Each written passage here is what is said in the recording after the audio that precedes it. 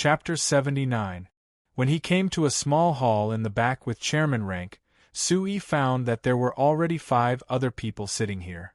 It wasn't a private conversation like he thought at all. Looking over the faces of the people in the room, Sui revealed a faint smile. He thought that chairman rank didn't beat around the bush at all, directly bringing these people here. Was he planning to lay his cards on the table tonight?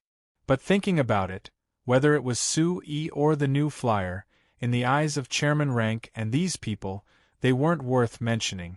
There was no need to waste time with him, so it was better to directly speak. Thinking of this, Sui's lips couldn't help curling into a taunting smile. "Come, Chairman Su, please sit." Chairman Rank gestured for Sui to sit before pointing at the people sitting here. "Let me introduce them to you, these are." Sui raised his hand to stop Chairman Rank and said with a smile, "Chairman Rank, these are the most famous merchants in our Banta city. If I don't even recognize them, how could I be qualified to open a company? What do you think, Chairman Morgan?" Sui was looking at a medium-built middle-aged man with a few strands of white hair. He was the Foucault Chamber of Commerce's Chairman Fuller Morgan that Sui had mentioned to Viscount Leslie before. Seeing that Sui took the initiative to talk to him, Chairman Morgan revealed a surprised look before saying with a wide smile, "Chairman Su, you must be joking. If we're talking about fame, which company in Banta City can compare to your new flyer? You, Chairman Su, Sui's name frequently appears in the Banta Times. Not to mention people in the same industry like us, even the citizens of Banta City know about you, right?" Sui revealed a faint smile before saying with a shrug, "Actually, I want to honestly do business and not care about other things, but Baron Hannes keeps saying that our new flyer has news to dig out. He always wants to report some things about our new flyer and me, so I can't do anything to him." Hearing this, the expressions of the others changed slightly.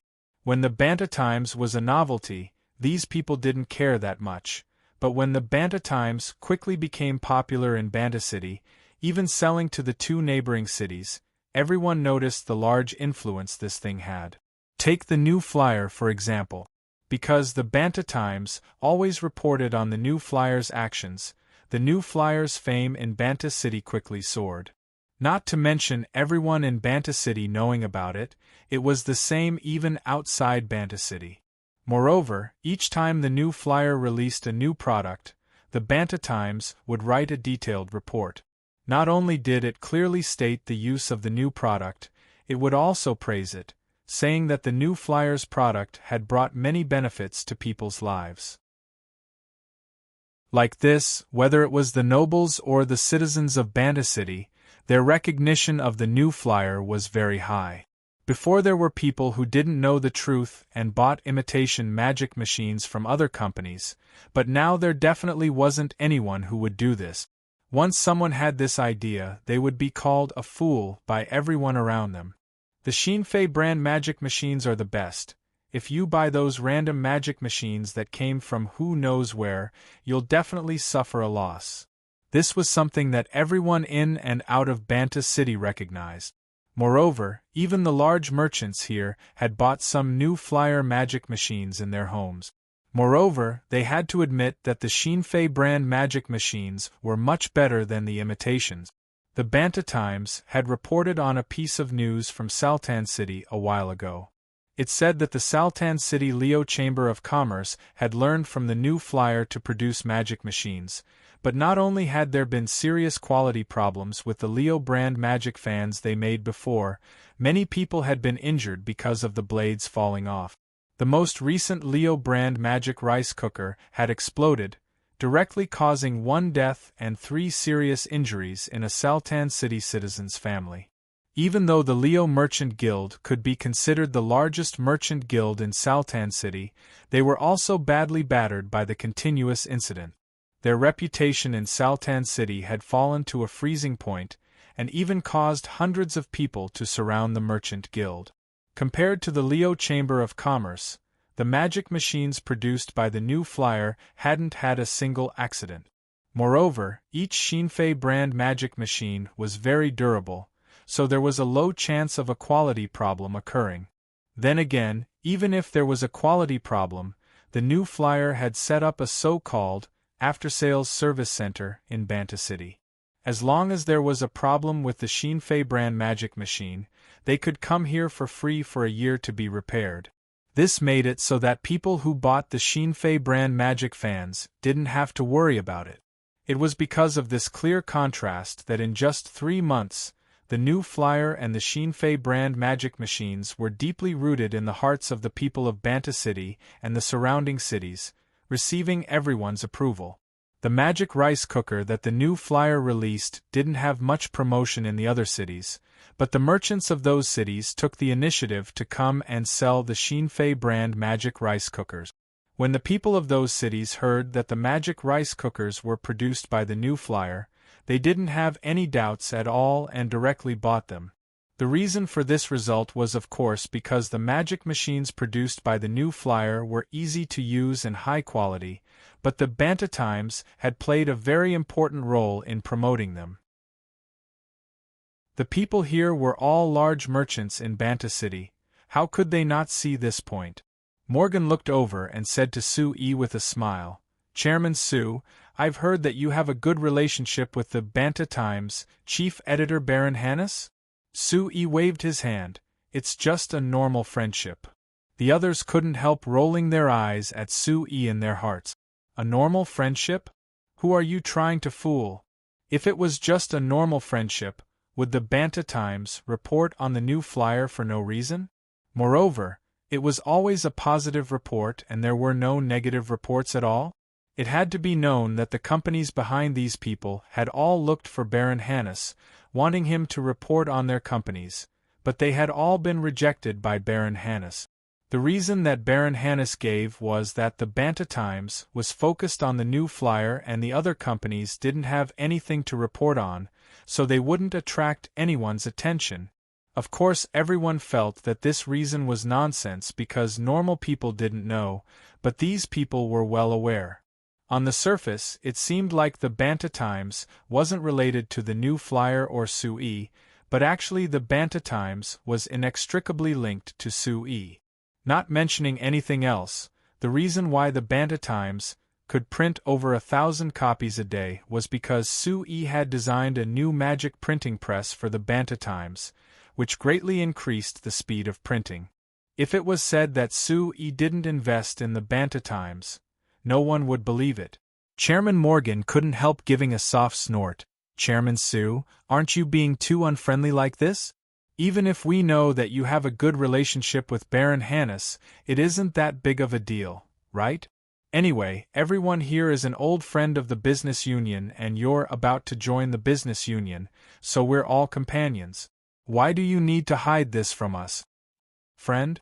Sue revealed a surprised look as he looked at Chairman Morgan while shaking his head. "Chairman Morgan, so you're treating me as a friend? I thought that you never thought of this, otherwise why would you suddenly raise the price of pig iron by 10%? When Sue asked this question, the atmosphere in the room froze. Chairman Morgan was surprised as he looked at Sue in surprise. He never thought that Sue would mention this matter in front of everyone, and it was this straightforward, not hiding anything at all. "This," Chairman Morgan said with a dry laugh. "Chairman Sue, how is business related to our personal friendship related? Raising the price of pig iron is a decision made by the company, it isn't something that I can make alone. Then again, this price increase isn't targeted at your new flyer, so I ask Chairman Sue not to think too much." "Is that so? Then the personal friendship between me and Baron Hannes is naturally unrelated to the Banta Times reporting on our new flyer. After all, Baron Hannes doesn't have the final say in the Banta Times," Sue said with a faint smile. Chairman Morgan was stunned as he narrowed his eyes to look at Sue. Although he still had a smile on his face, there was a trace of coldness to it. Chairman Rank suddenly gave a cough, attracting the attention of everyone in the room. "Chairman Sue, I've invited you to this banquet tonight. I think that you should have already guessed a bit." Sue nodded. "If my guesses aren't wrong, Chairman Rank wants to accept our new flyer as a member of the business union. Chairman Rank nodded with a faint smile. That's right, it is like this. With new flyer's current scale, it honestly isn't enough to join our business union. But Chairman Su isn't a normal merchant and New Flyer isn't a normal company. After discussing this, we've decided to accept New Flyer as a member. I wonder what Chairman Su thinks? Chapter 80. Su-yi immediately said with a smile, being specially accepted by the business union, I'm really flattered. But Chairman Rank, I've only heard of the business union, but I don't know what the business union can do. For example, if our new flyer joins the business union, what kind of power will we have? What kind of obligations will we have to fulfill?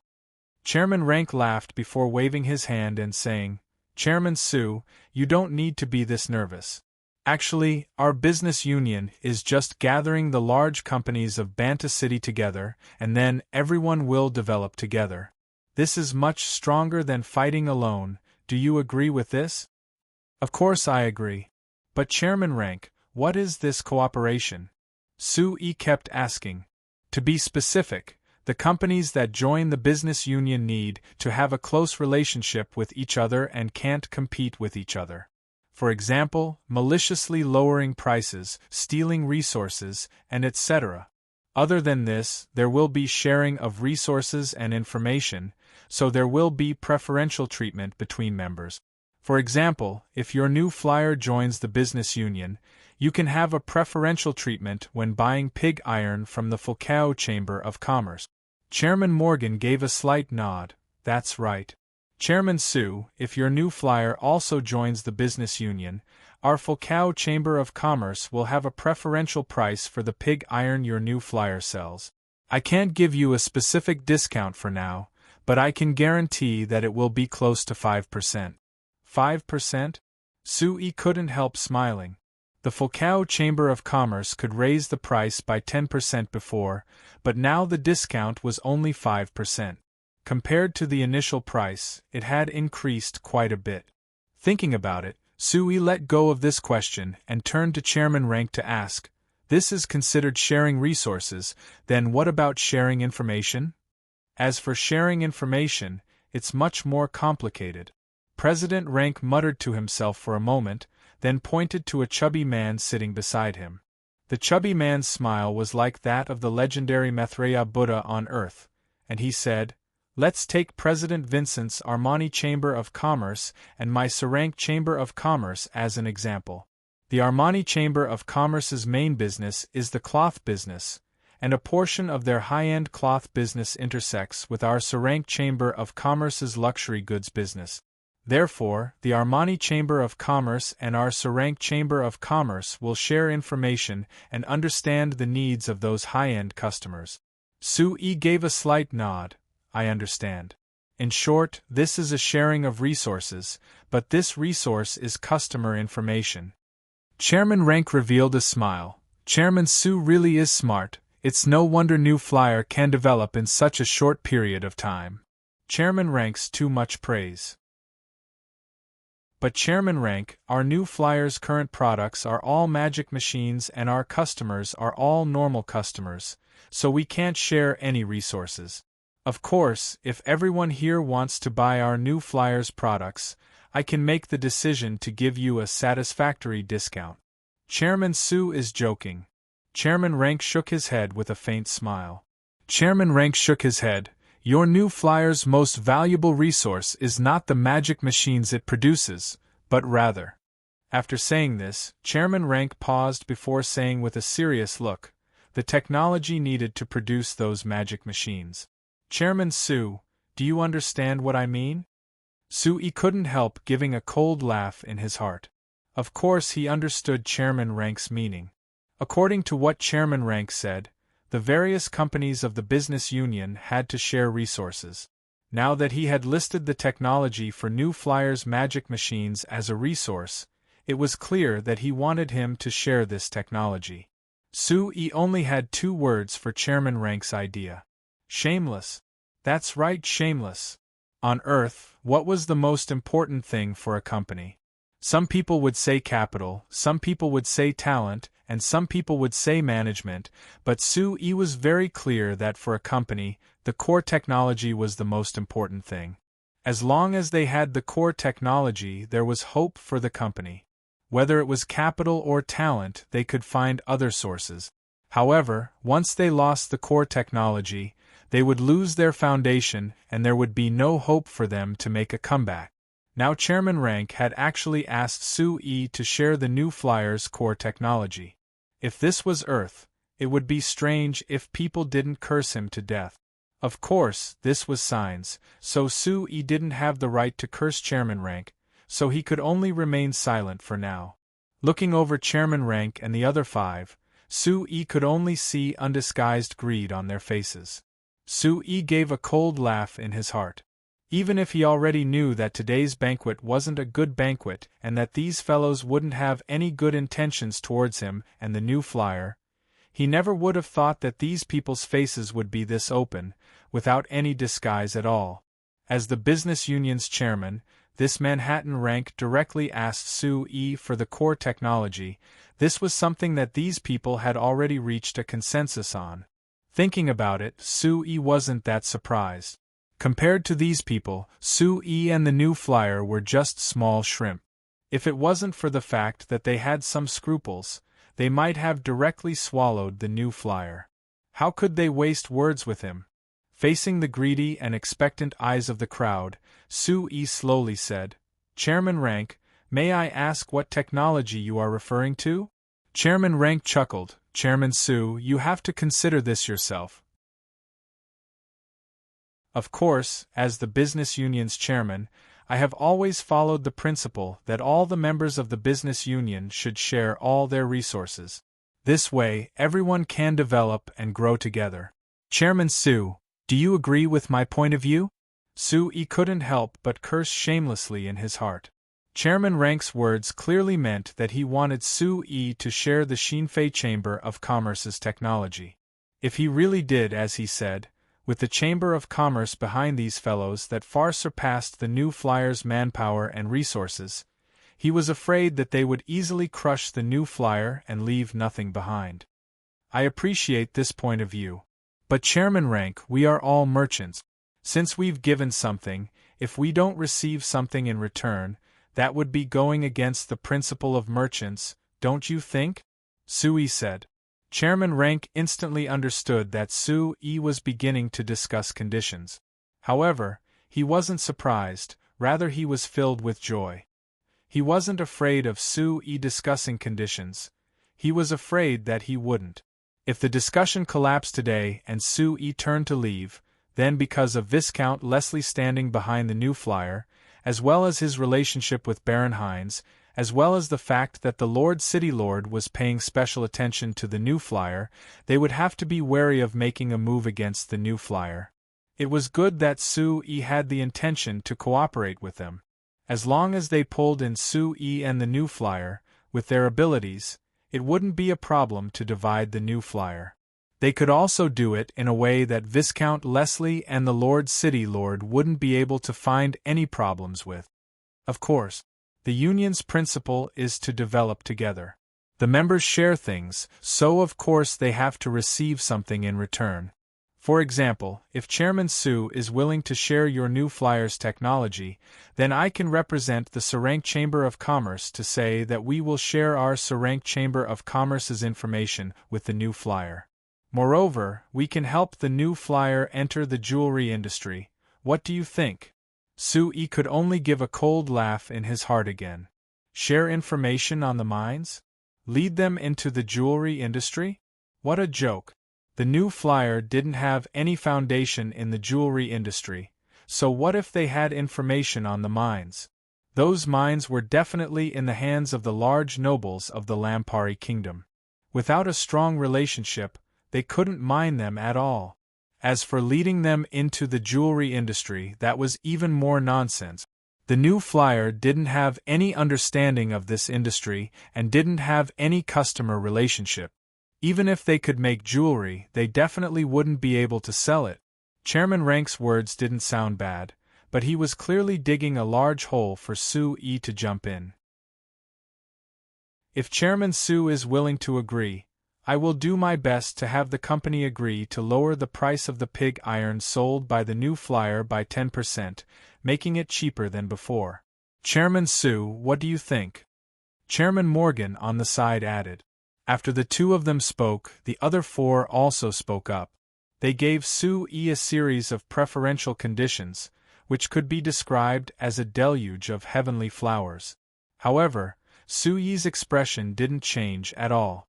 When everyone finished speaking, he said with a slight nod and a smile, "I've already seen everyone's sincerity.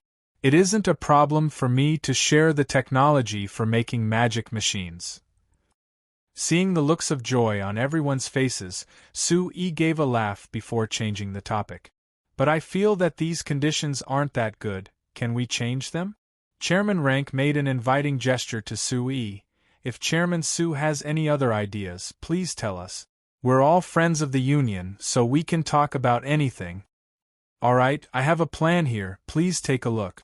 Sue took out a document that he had already prepared for Chairman Rank. Seeing the plan that Sue took out, everyone's expressions changed. This kid, he was actually already prepared. Chairman Rank's expression sunk. He took the plan and looked it over, but his expression became more and more surprised. When he finally finished reading it, his expression was filled with shock.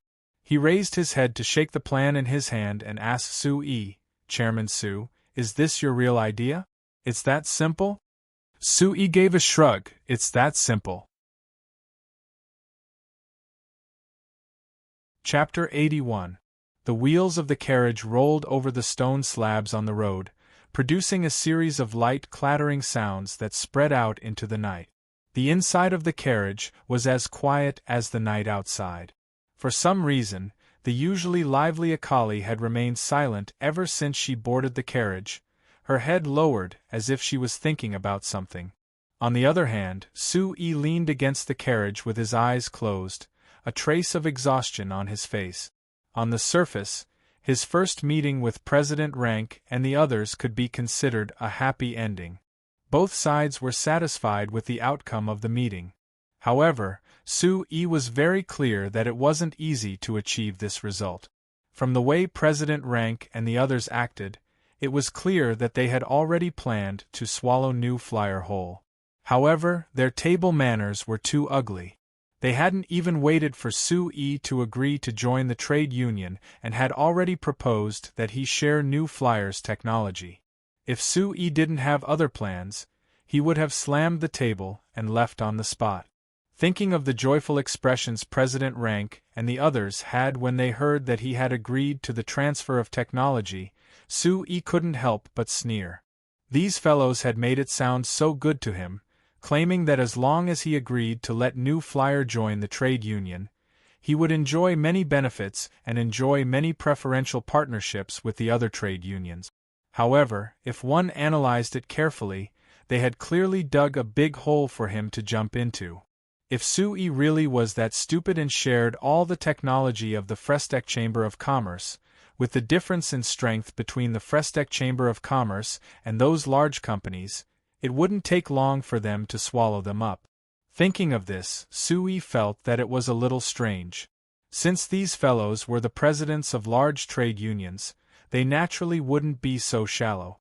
So why did they think that Sue was that stupid? After thinking about it carefully, Sue understood.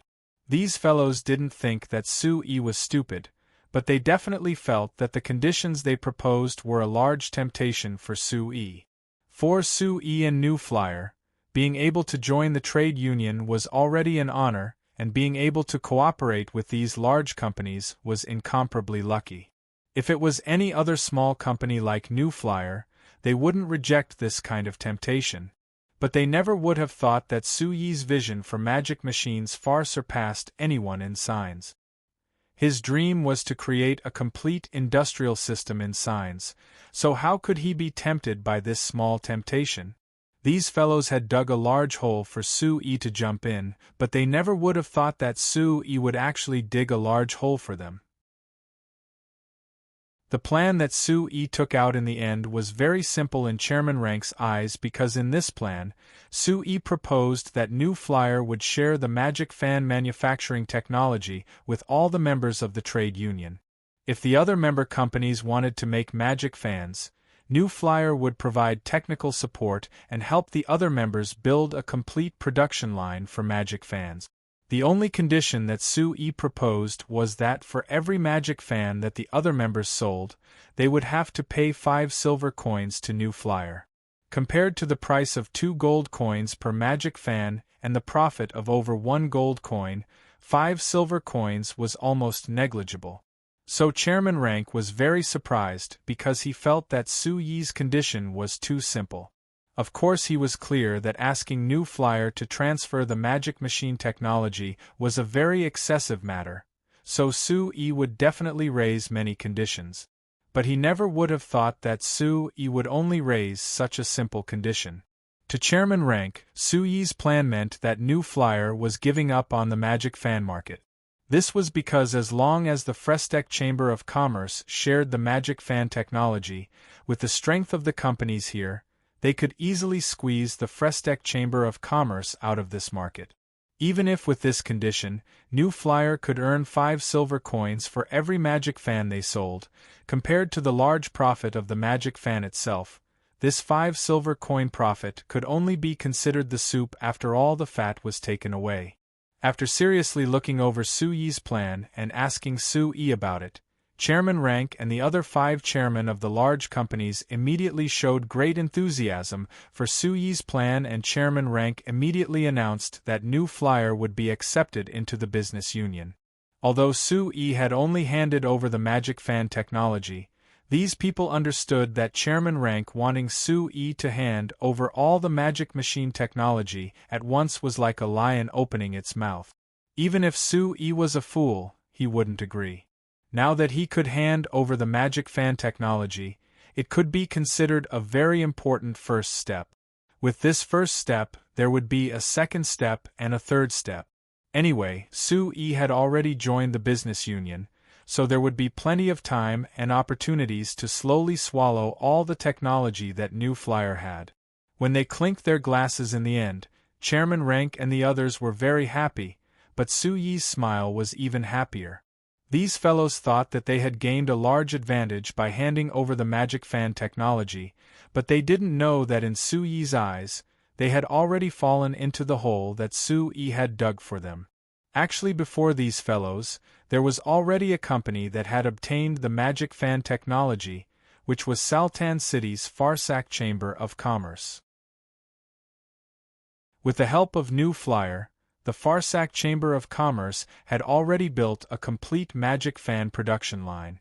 It could be said that they had the core technology for the magic fan, and they had sold over 3,000 magic fans last summer, earning them a profit of over 3,000 gold coins.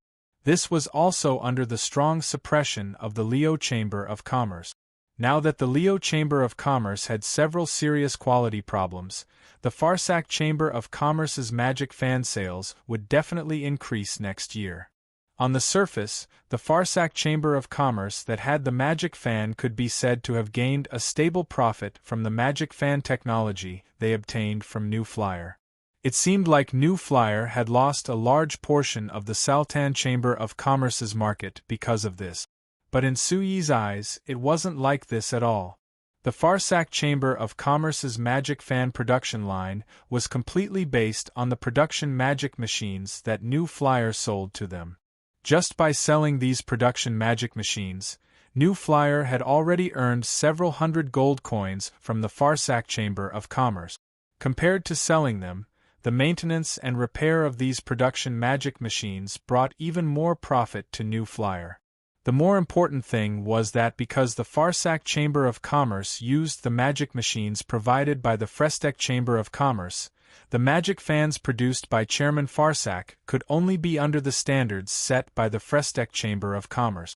For example, there were currently 2 standards for the screw bolts used in the second-generation magic fans produced by New Flyer. One was a smaller 3 mm diameter, and the other was a larger 5 mm diameter. Then the screw bolts used in the magic fans produced by the Farsac Chamber of Commerce could only be of these two standards. This was because the magic thread rolling machine they used was made by New Flyer, so they couldn't change the standard of the screw bolts at all. Not to mention that the entire structure of the magic fan had been carefully designed by Sui, so any random changes could create a large problem. In short, even if the Farsac Chamber of Commerce relied on the magic fan to earn large amounts of profit, they were also included in the standards set by New Flyer because of the magic fan. If they couldn't make any major breakthroughs in their technology in the future, they could only be led by the nose by New Flyer. However, it was easier said than done to make major breakthroughs in their technology. Sui could design these magic machines because of the hundreds of years of research he had brought from Earth.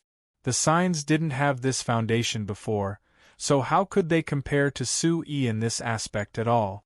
Now that Chairman Rank and the others wanted to obtain the magic machine technology from New Flyer, Sui naturally wouldn't reject them. It was impossible to give them all the magic machine technology at once. So Sui first gave them the magic fan technology that seemed like a fat bone to satisfy their hunger. They would definitely feel very refreshed when they ate this bone, but as for whether their teeth would fall out or not, Sui didn't dare guarantee that. Thinking of this, Sui couldn't help laughing.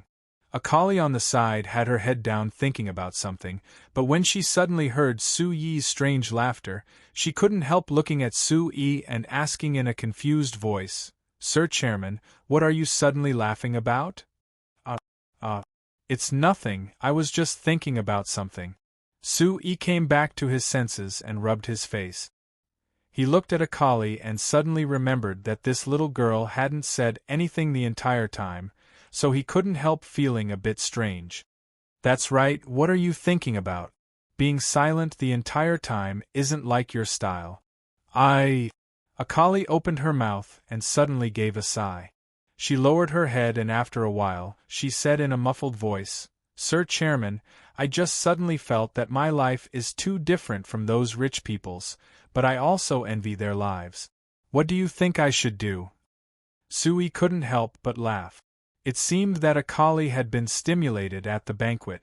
As an ordinary girl from an ordinary family, it wasn't strange for a girl of Akali's age to be stimulated and yearn for the rich people's luxurious lives with her own eyes. After thinking about it, Sui replied, "There are two ways. The first is to become rich yourself, and the second is to marry a rich man. Which way would you choose?" Akali raised her head in surprise and looked at Sui. She frowned and said, "Sir Chairman, you are really straightforward. I thought you would comfort me and say that the rich people's lives aren't that good, and that they also have a lot of worries. I didn't expect you to say it so harshly." Sui shrugged and said, "Nice words are only said by a little boy to a little girl. Although this is the truth, as a 27-year-old man who is called uncle by Steel, I don't think it's meaningful to say it now." Akali couldn't help but laugh. She rolled her eyes at Sui and asked, "Then uncle, what do you think is meaningful?" Sui thought about it and said seriously, "No matter what, we have to admit that the rich people's lives are at least better than ordinary people's in terms of material conditions. It's normal for you to envy their lives. This is human nature. However, unless you were born into a rich family, money won't fall from the sky. So if you want to enjoy the material life of a rich person, you can only use the two methods I mentioned. Which one do you choose?"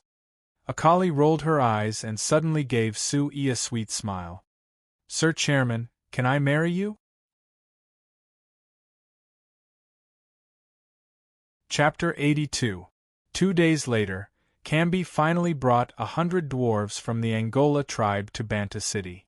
Sui arranged for these dwarves to live in the dorms that had already been built and asked Cambi to take care of them as the manager of the magic machine workshop.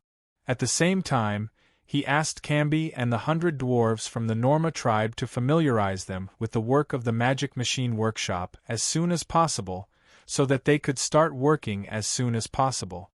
The production of the Magic Machine Workshop was very heavy right now, and it could be foreseen that it would be even heavier in the future. Naturally, it was better to familiarize the dwarves of the Angola tribe with the work as soon as possible. Do you see it? From here to the river and then to the factory, extending 500 meters to the west. On this large piece of land, I want to build a large factory, and the roof of the factory has to be high enough. It can't be less than 4 meters. Can you do it? Sue was currently standing in the open space outside the Magic Machine Workshop, talking to a middle-aged man with a dark face wearing blue linen clothes. The middle-aged man looked at the area Sue was pointing at, and after thinking about it, he slightly knit his brows. Chairman Sue, your request is a bit high. I'm afraid it will be a bit hard to build this house. Let's not talk about how hard it is, just tell me if it can be built or not. If it can't be built, I can only find someone else to build it, Sue said. The middle-aged man patted his chest and confidently said, that definitely won't be a problem. If our Amsterdam Chamber of Commerce can't build it, no one else can. Sue nodded, then that's good. This middle-aged man was called Wayne Riley. He was a manager of the Amsterdam Chamber of Commerce. He was in charge of the Amsterdam Chamber of Commerce's construction projects outside. In a normal situation, for a small factory like Sue's, there was no need for a manager like him to personally make a move. But when the new flyer proposed this request to the Amsterdam Chamber of Commerce, the Amsterdam Chamber of Commerce's chairman Mun Cruz had found Riley and asked him to personally take charge of this project.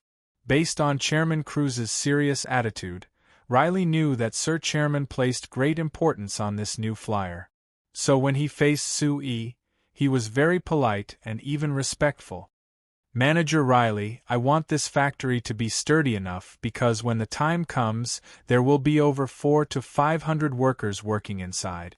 If there is a problem, it will be several hundred lives. Can you guarantee that? Sue then said. Riley looked like he was insulted as he said with a red face, Chairman Sue, you don't believe me? Sue revealed a smile and patted Riley's shoulder as he said, It isn't that I don't believe you, I'm just telling you how important this is. I hope that you can properly supervise this.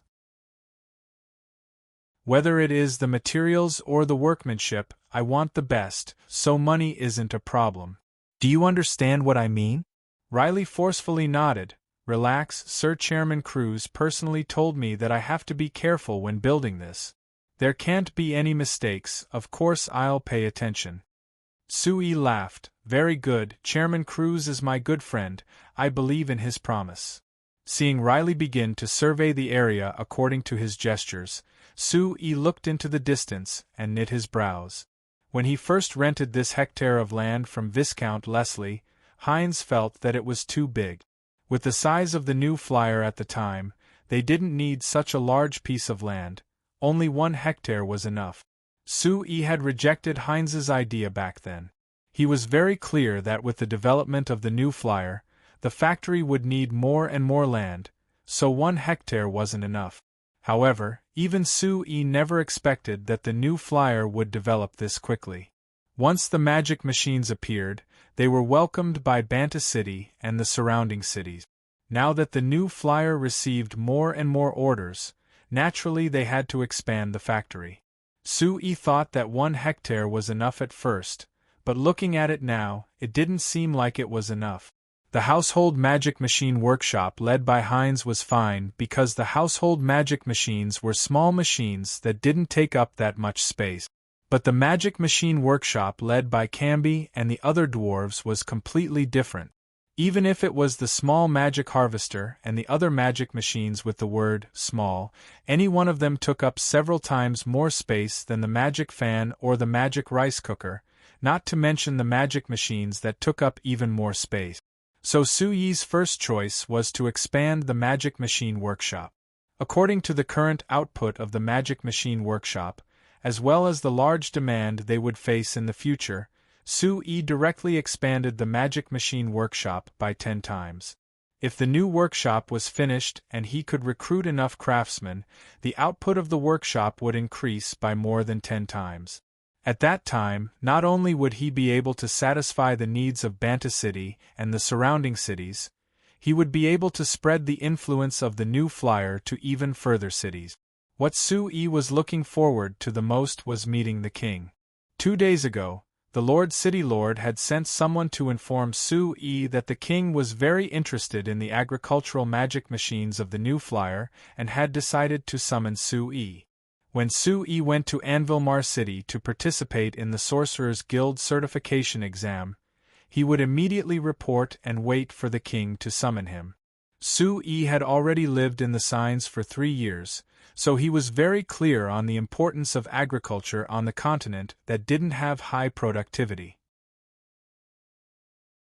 Now that the agricultural magic machines of the new flyer could increase the productivity of the farmland and increase the grain yield, it would definitely attract the attention of the kingdom's high level. Sui was even certain that as long as His Majesty was satisfied with the benefits brought by the agricultural magic machines, he would definitely promote these agricultural magic machines.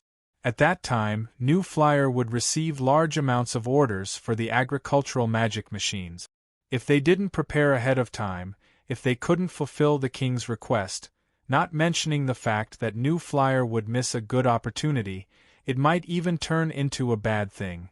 Thinking of this, Sui suddenly revealed a bitter smile.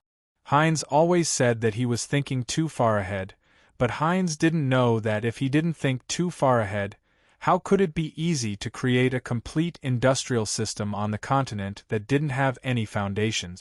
Just like how Heinz had been furious with Sui for the first time after learning that Sui had really given the magic fan technology to the business union, claiming that he was digging his own grave, Sui couldn't explain it to him at all. This was because Sui couldn't let Heinz believe that these large companies that they could only look up to right now would be restricted by the new flyer.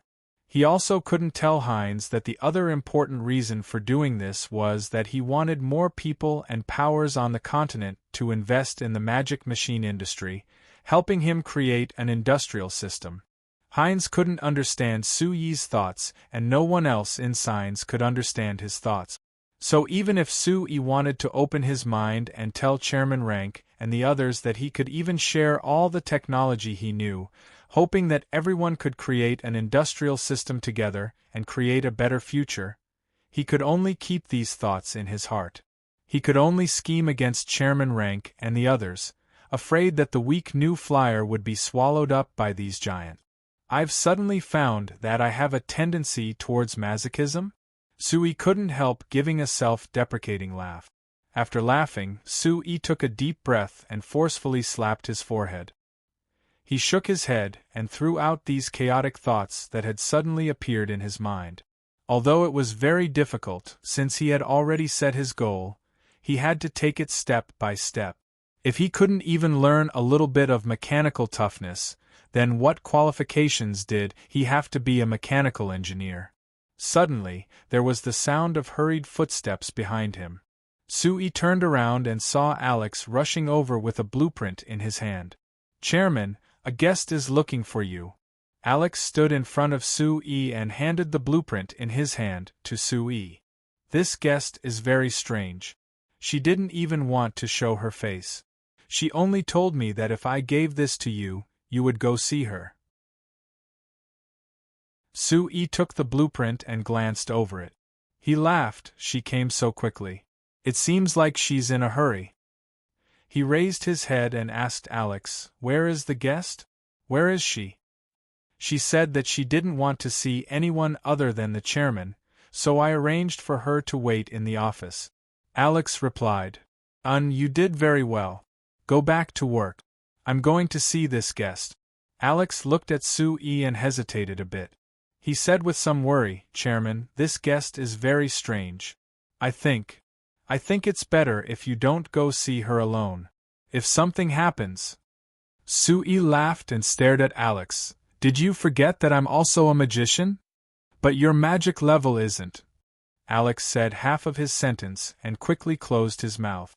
Sue unhappily waved his hand at him. All right, don't talk nonsense. Go back to your post. I'm going to see her. After sending Alex away, Sue went straight to the office. As soon as he opened the door, he saw a person wrapped in a long robe sitting on a chair in the office.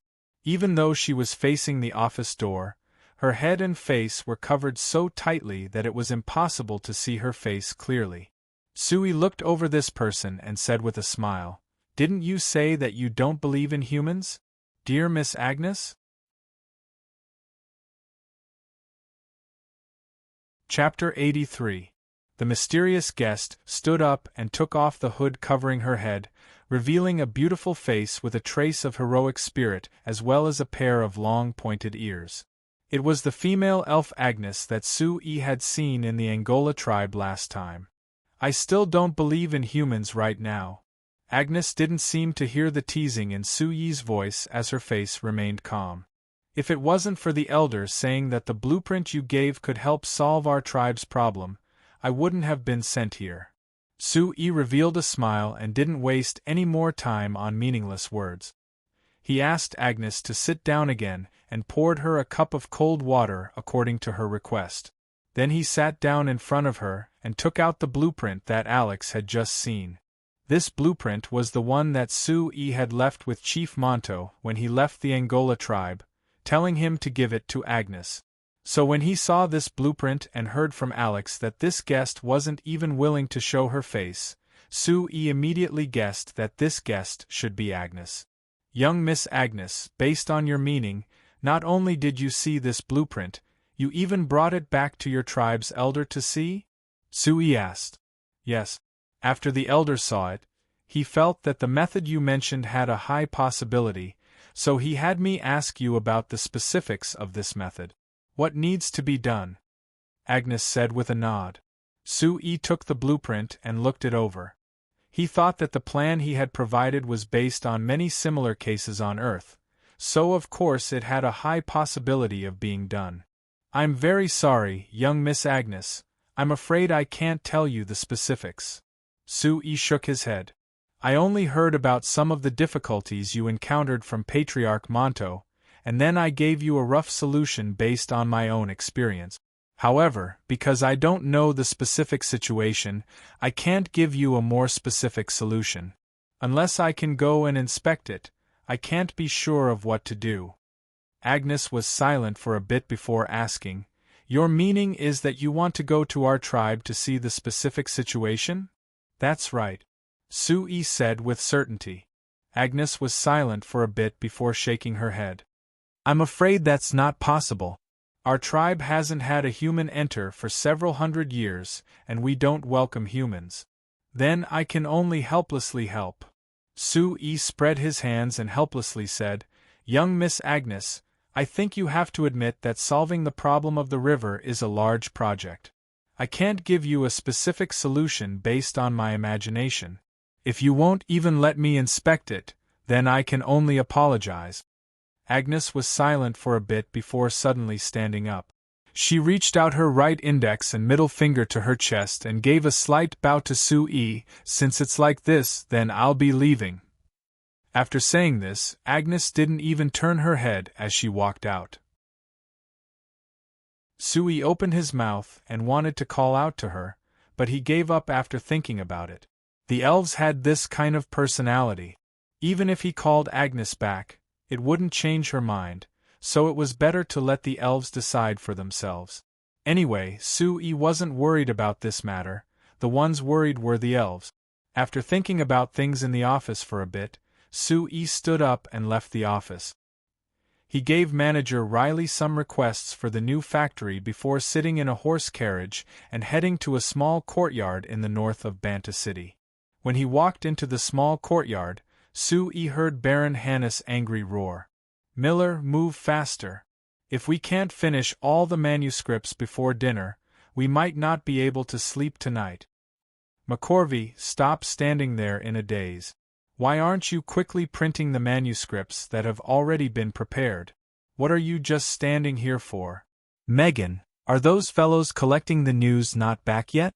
It's almost time to finalize the manuscripts. if they don't come back soon, they can forget about getting their wages today. Hearing this deep and hoarse voice, Sui found that he couldn't connect this voice to the young Baron Hannes from the first time he met him. It seemed like the days he spent as the chief editor of the Banta Times had changed Baron Hannes quite a bit. Walking into the small building in the courtyard, he found that it was a busy scene. There were over 10 young men and women. Some of them were furiously writing something, some of them were organizing documents, and some of them were running around, passing things around. The one standing in the middle giving orders while looking over the manuscripts in his hand was Baron Hannes. It was unknown if it was because he was too busy, but Baron Hannes' face was covered in a beard and he looked quite rough. His clothes were a bit messy and there were many places with ink that came from who knew where. He was completely different from the clean and disciplined person Sui saw him for the first time. "Hey, Your Excellency Baron, are you still busy?" Sui raised his hand to greet Baron Hannes. Hearing this voice, Baron Hannes turned his head in surprise. After seeing Sui, his brows jumped up and he revealed a look of joy. "Chairman Su, it's great that you're here. I was looking for you." "Oh? You're looking for me? What is it?" Sui was a bit surprised. "Could it be that the magic printer is broken?" No, the magic printer is our treasure. How could it break like this?" "But I'm looking for you because of the magic printer. This." "Chairman Su, look, our Banta Times is selling more and with just a single magic printer, it's a bit hard to keep up. Can you help me make another one?" "No, it's best if it's 2, oh no, it's best if it's 3. How about it? 3 magic printers? It shouldn't be that hard for you, right? You're certain it's 3? Sui looked at Baron Hannes in surprise. The magic printer he designed was an improved version of the movable type printing technology from Earth. Because the signs used letters, it was much simpler compared to ancient China's movable type printing technology from Earth. With the wind attributed array as the driving force, it was enough to print 2,000 pages in an hour. The Banta Times had a total of 10 pages, so even with the front and back pages, it was only 20 pages. This meant that with a magic printer at full power, it could print 100 copies of the Banta Times in an hour. Sui knew that Baron Hannes would decide the contents of the next day's Banta Times before dinner each night, so from 6 in the evening to 6 in the morning, there was a total of 12 hours to print the Banta Times.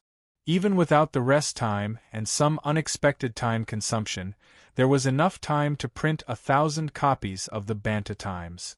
Now that Baron Hannes had requested 3 more magic printers from Sui, it meant that the number of copies of the Banta Times would surpass 3,000. This was a shocking number. It had to be known that Banta City's population was less than 30,000 people, and if it was divided into households, it would be around 5,000 households.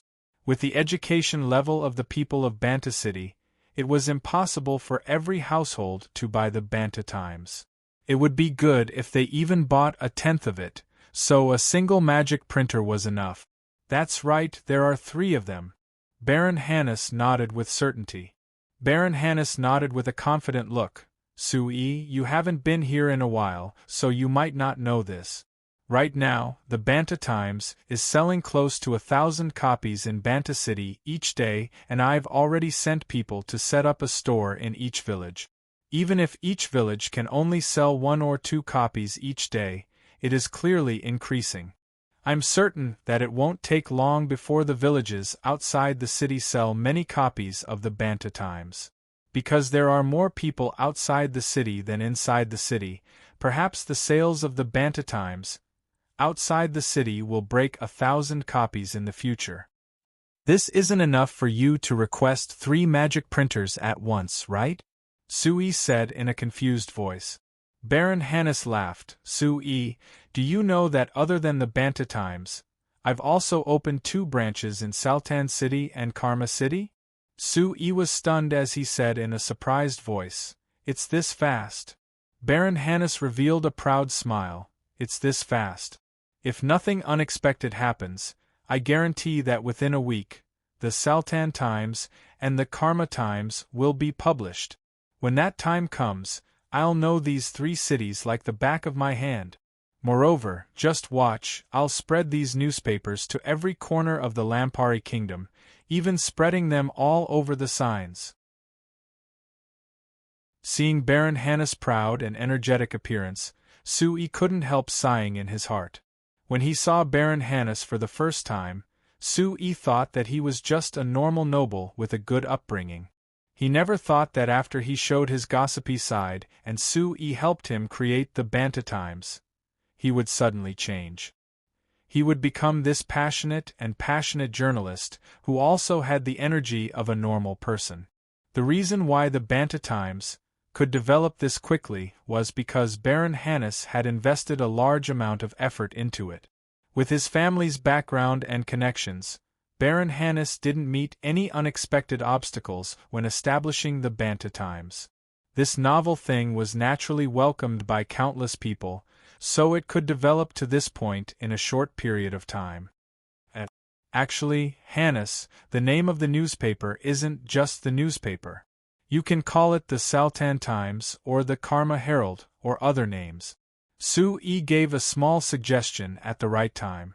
After seeing the happy look on Baron Hannes' face, he suddenly changed the topic. But speaking of this, Hannes, are you really prepared to stay in Banta City and not return to Anvilmar City? Chapter 84.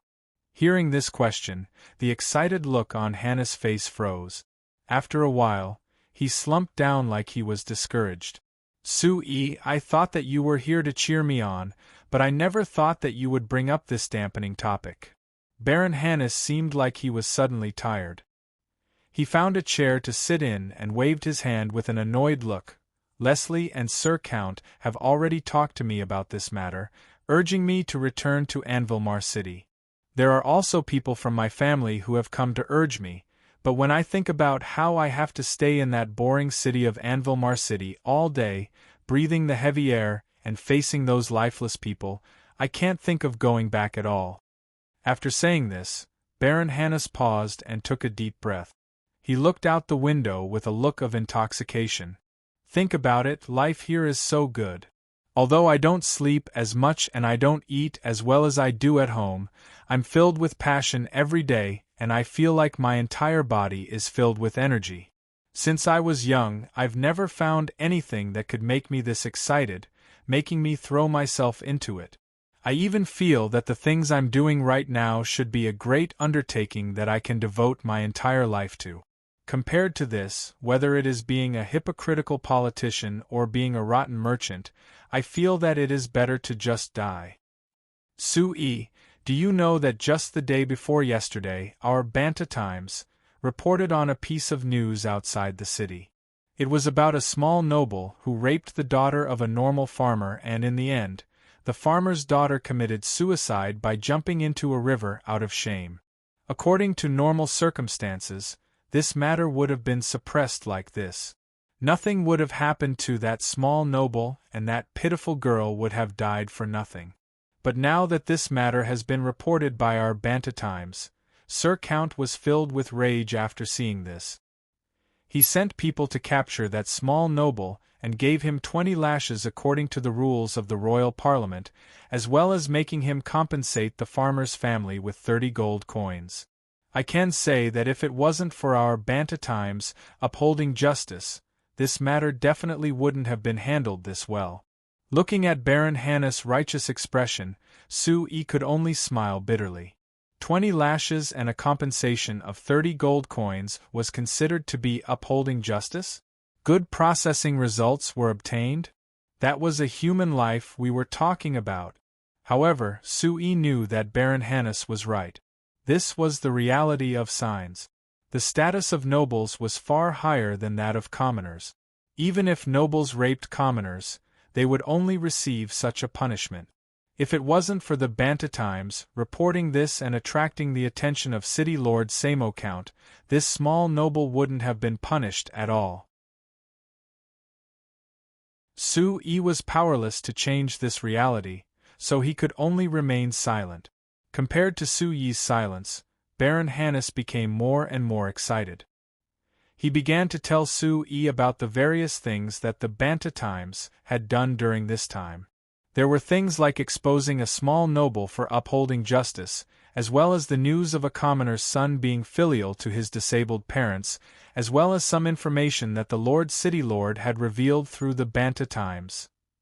Su-yi patiently listened to him, and when he finished, he said in a thoughtful voice, "Hannes, I admit that you're right. The Banta Times is indeed a great undertaking that you can dedicate your life to. It is even greater than you can imagine. However, I have to warn you that the enterprise you wish to pursue will be met with terrible difficulties, and if you do it alone, you will not be able to escape. With just you alone, I'm certain that you won't be able to continue." Hannah's face sunk. "What? You want to persuade me to work with those fellows from my family like Leslie? Do you believe that if they join in, the taste of this newspaper will immediately change?" "Of course I believe it," Su-yi said with a faint smile. "Actually, Hannes, even if they don't join in, there are many people who think that the Banta Times isn't something pure and great because—" Su-yi pointed at himself. "There is a merchant like me who is covered in a rotten smell joining in." Hannes was stunned. Thinking of what he had just said in his anger, he revealed an embarrassed smile to Su-yi. "Don't misunderstand, I wasn't talking about you just now. Compared to those fellows, Su-yi, you can be considered a very conscientious merchant.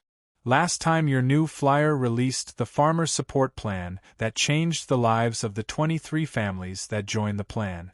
It also greatly increased the efficiency of the fall harvest outside the city, which is a very good thing. If you didn't give the magic machines to those 23 families as a gift, they definitely wouldn't have been able to afford it. Don't think of me as a noble person. If you look at this farmer support plan from a business perspective, I've earned quite a bit. Although those 23 families don't need to pay now, they still need to pay when they earn money in the future. Other than that, I've used their hands to advertise the magic machines and the effects are very good. I dare guarantee that when the spring harvest comes next year, the sales of our new flyers' agricultural magic machines will definitely increase," Su-yi said with a smile. "For this kind of good thing, of course it's better to sell as much as possible."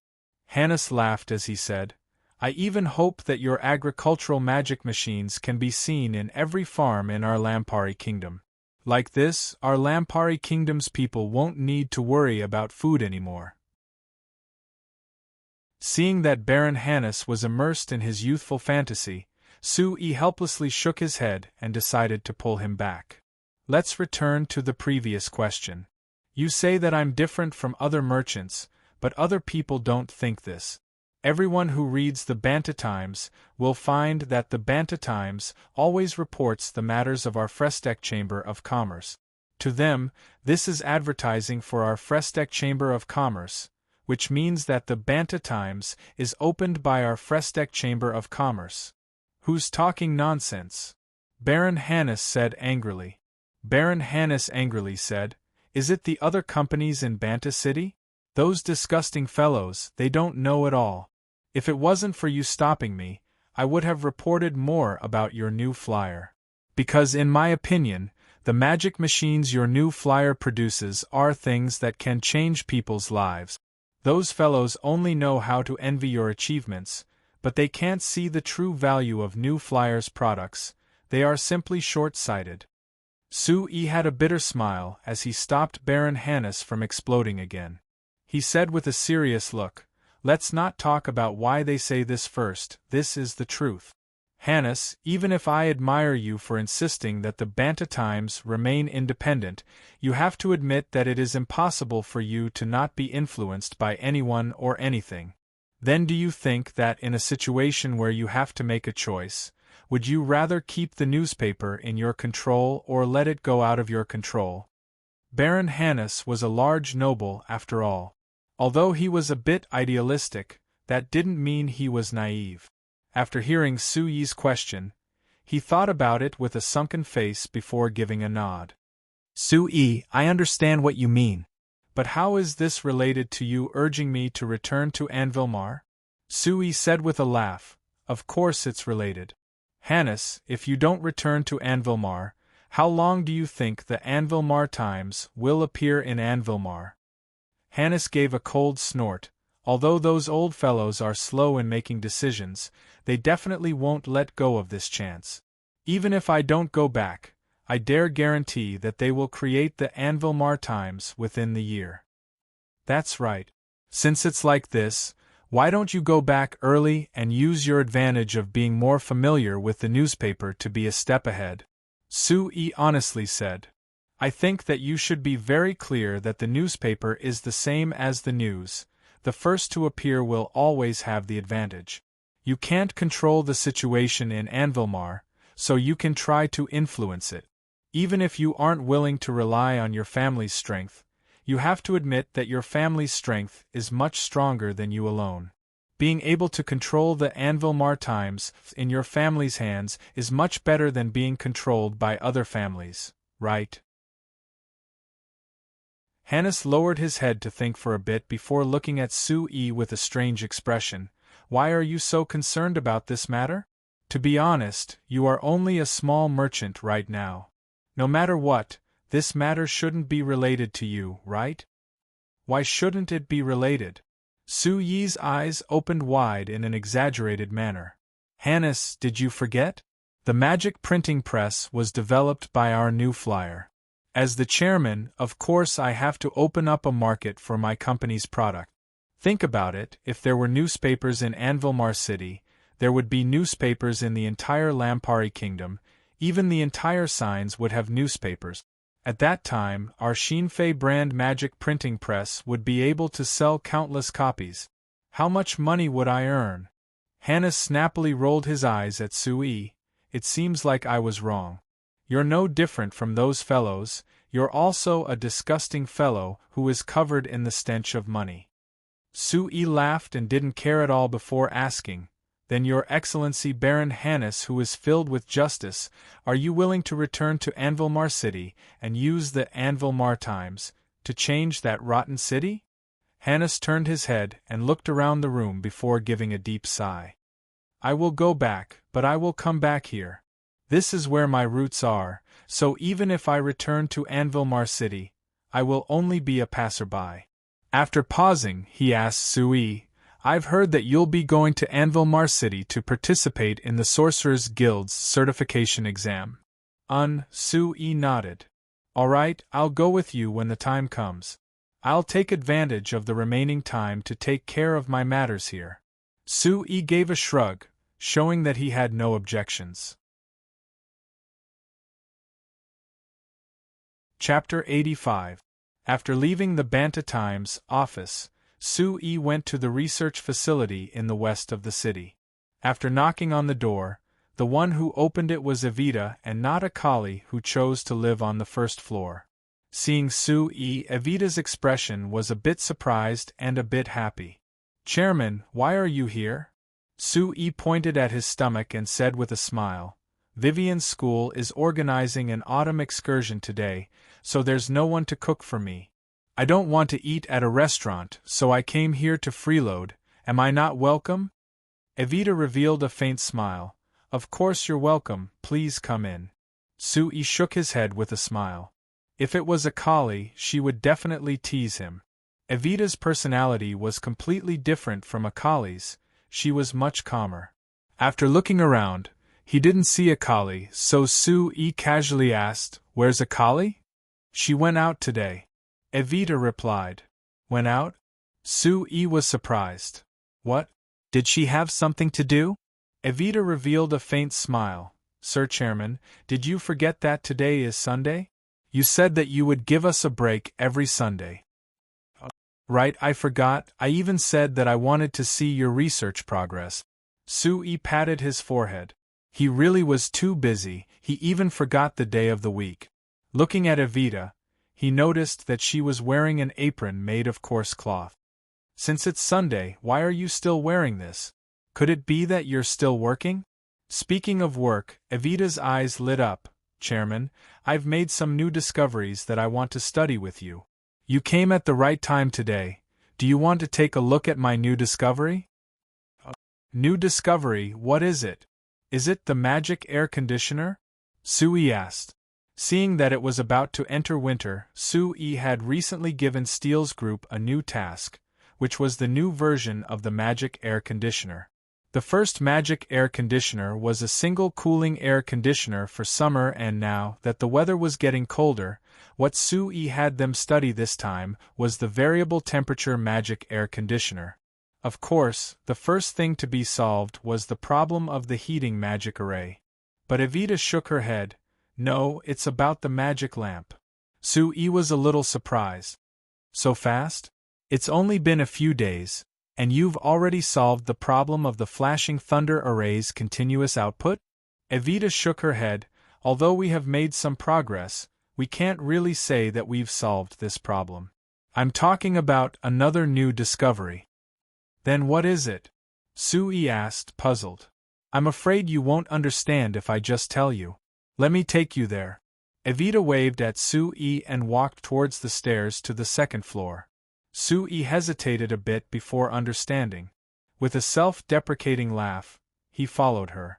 He had come to this research facility many times, but this was his first time coming to the second floor.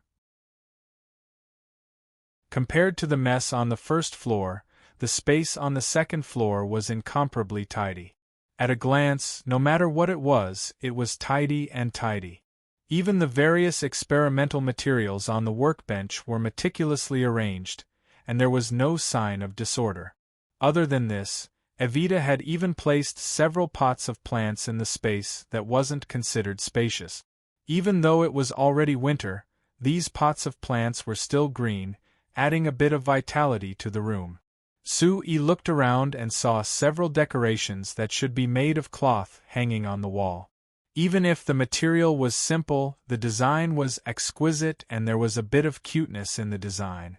It wasn't inferior to the decorations made by professional cloth artisans in the store. Evita, did you make this all by yourself?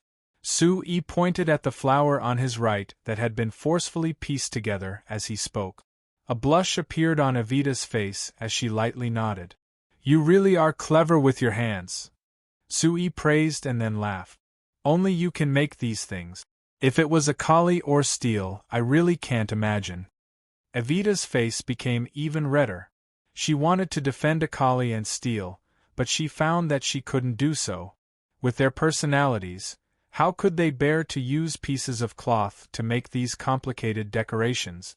It was a good thing that Sui didn't linger on this topic and asked Evita, "All right, where's the new discovery you mentioned? Let me see it." Evita finally calmed down and picked up a small wooden stick from the workbench and handed it to Sui. Sui took a look and asked in shock, "Isn't this fluorescent grass? This is your new discovery? What does this have to do with the magic lamp?" Evita lightly nodded. Chairman, last time when you gave us the magic crystal lamp, didn't you say that there was a method to heat the metal wire to a very high temperature and the metal wire would emit light and then it could be used to make the magic lamp? I did say that. But I also said that I can't make that metal wire right now, so I can't make the magic lamp for now. Sui looked at the fluorescent grass in Evita's hand and said with a frown, "You can't be saying that this thing can replace the metal wire, right? This thing will probably be burned to ashes with a little heat. It's not wrong to say that it can replace it, but it can't be heated like you said." Evita smiled and returned to the workbench. She pointed at the magic array on the workbench and said, "Chairman, look, this is the improved lightning array that we've researched over the past few days. Although it doesn't have the ability to emit light steadily like you said, it can already release lightning for close to a minute." Sui said with a nod of praise, "Very good. If you can make this magic array release lightning with the support of the magic crystal, then the magic lamp can be easily made." Evita looked at Sui and after hesitating a bit, it was like she made her decision as she said, "Chairman, actually, Don't you think that even if we can improve this magic array to release lightning like you said, it wouldn't be suitable for making a magic lamp? Why is that? Sui asked in a surprised voice. Because the light it releases is too strong.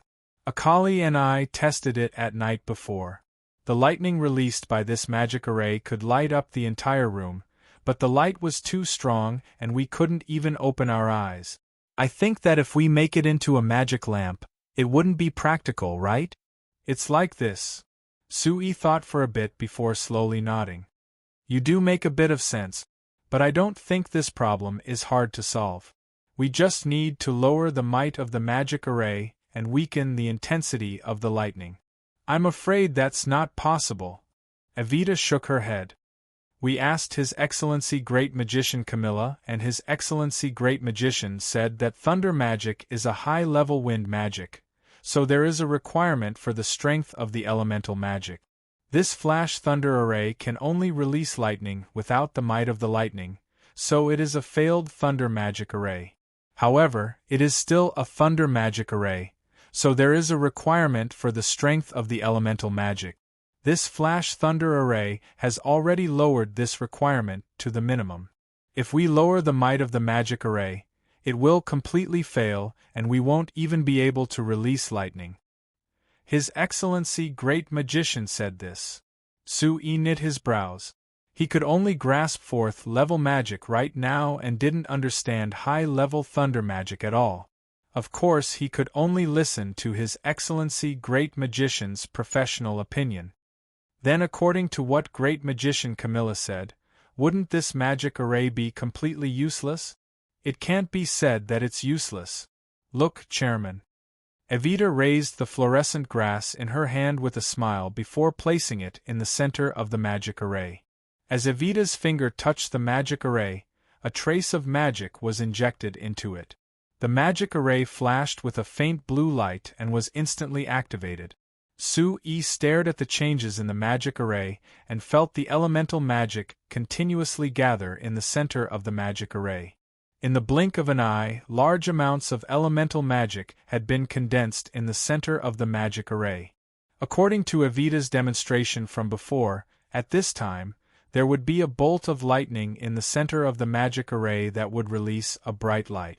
Sui narrowed his eyes. When he was prepared to receive this bright bolt of lightning, he found that the center of the magic array had a faint flash of light. Then it seemed like it was being sucked in by the fluorescent grass, completely entering the fluorescent grass. Sui was about to speak in surprise when he saw the fluorescent grass suddenly light up.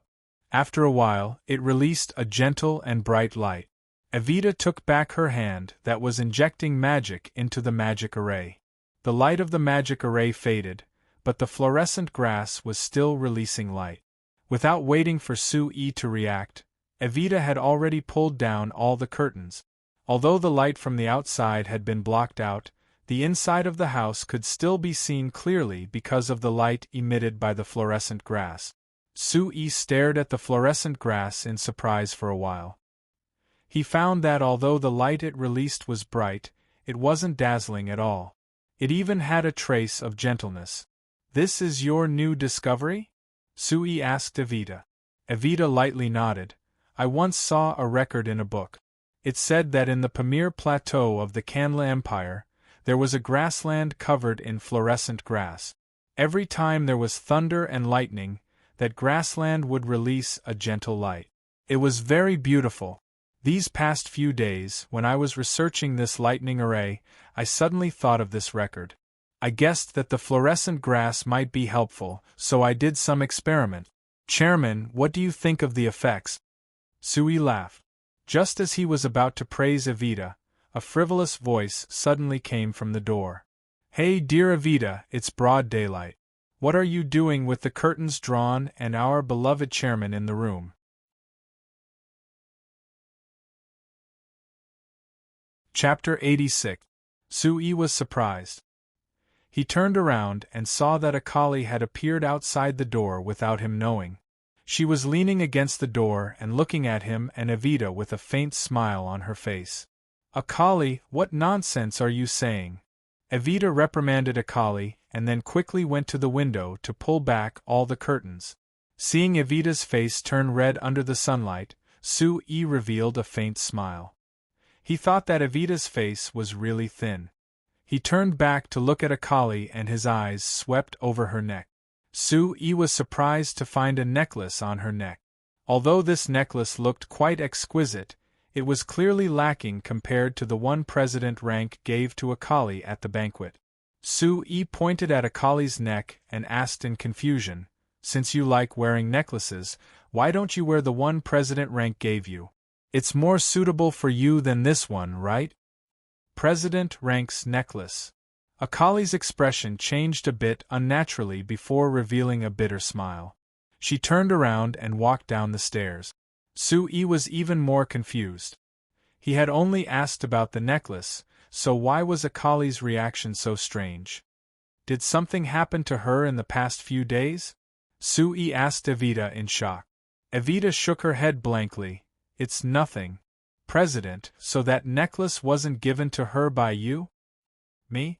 Sue also shook his head. "That necklace was given to her by the Serene Chamber of Commerce's President Rank. It has nothing to do with me." "So it's from the Serene Chamber of Commerce. No wonder it's beautiful." Evita nodded slightly. She looked at Sue and then smiled. President Rank must have given Akali that necklace because of you, so it's not wrong to say that you gave it to her." No. You can't say that." Sue waved his hand. "President Rank giving it to her and me giving it to her directly are two completely different things. You can't say that blindly." "That's right. Mr. President, you're not my boyfriend, and you didn't agree to my request to marry you. Of course, this necklace can't be considered as a gift from you." Akali's voice faintly sounded at the door again. Sue turned around and saw that Akali was holding a box in her hand. It was the same box that President Rank had given Akali that day. Seeing Sue's gaze sweep over, Akali took 2 steps forward and stuffed the box in her hand into Sue's hands. "President, please help me return this necklace to President Rank. Just say that I'm not qualified to wear it." Sue knit his brows, but he didn't reach out to take the box. Instead, he seriously looked at Akali. He found that although she looked calm on the surface, from the twitching of her eyebrows and the flaring of her nose, he could tell that her heart was not calm at all. Sue looked at Evita with a probing gaze, but Evita slightly shook her head. Thinking about it, Sue tentatively said, "Akali, this is President Rank's gift to you. If you return it to him, it would be very rude to him. He might misunderstand that you have a problem with him. I think. I don't care. I'm not qualified to wear it anyway." Akali loudly cut off Sue's words. Sue didn't think that Akali's reaction would be so intense. He couldn't help being stunned. After looking at Akali's expression for a while, he finally sighed in his heart and reached out to take the box. "All right, since you insist that you don't want it, then I'll take it. But I can't return it to President Rank. I can't let him misunderstand." "It's fine if you don't return it to President Rank, but I don't want it," Akali said stiffly. Sue looked at the stubborn Akali and couldn't help giving a bitter laugh. He thought that whether it was on Earth or on this continent, it was hard to guess the thoughts of a little girl who wasn't even 20 years old. He originally wanted to discuss the combination of the fluorescent grass and the lightning flash array with Evita, as well as get a free meal, but with the current atmosphere, it clearly wasn't suitable for him to stay. After thinking about it, Sue explained his thoughts to Evita and had Evita research the fluorescent grass further.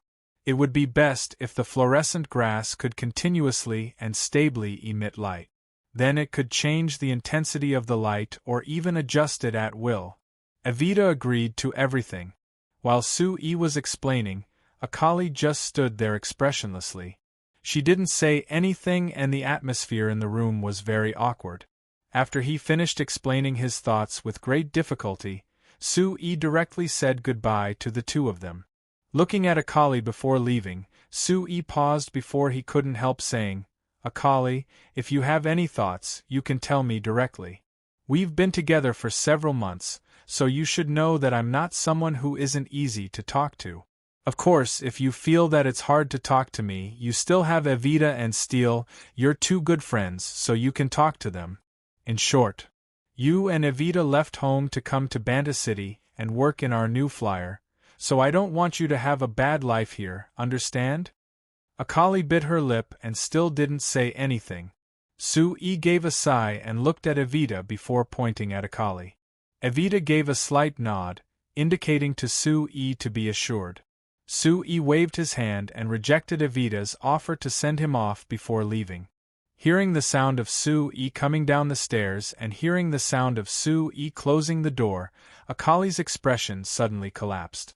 2 streams of tears came out of her eyes and she threw herself onto Evita's bed, sobbing while hitting the bed. Evita shook her head with a sigh.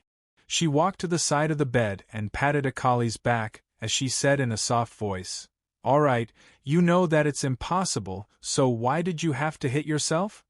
After a while, Akali slowly stopped sobbing.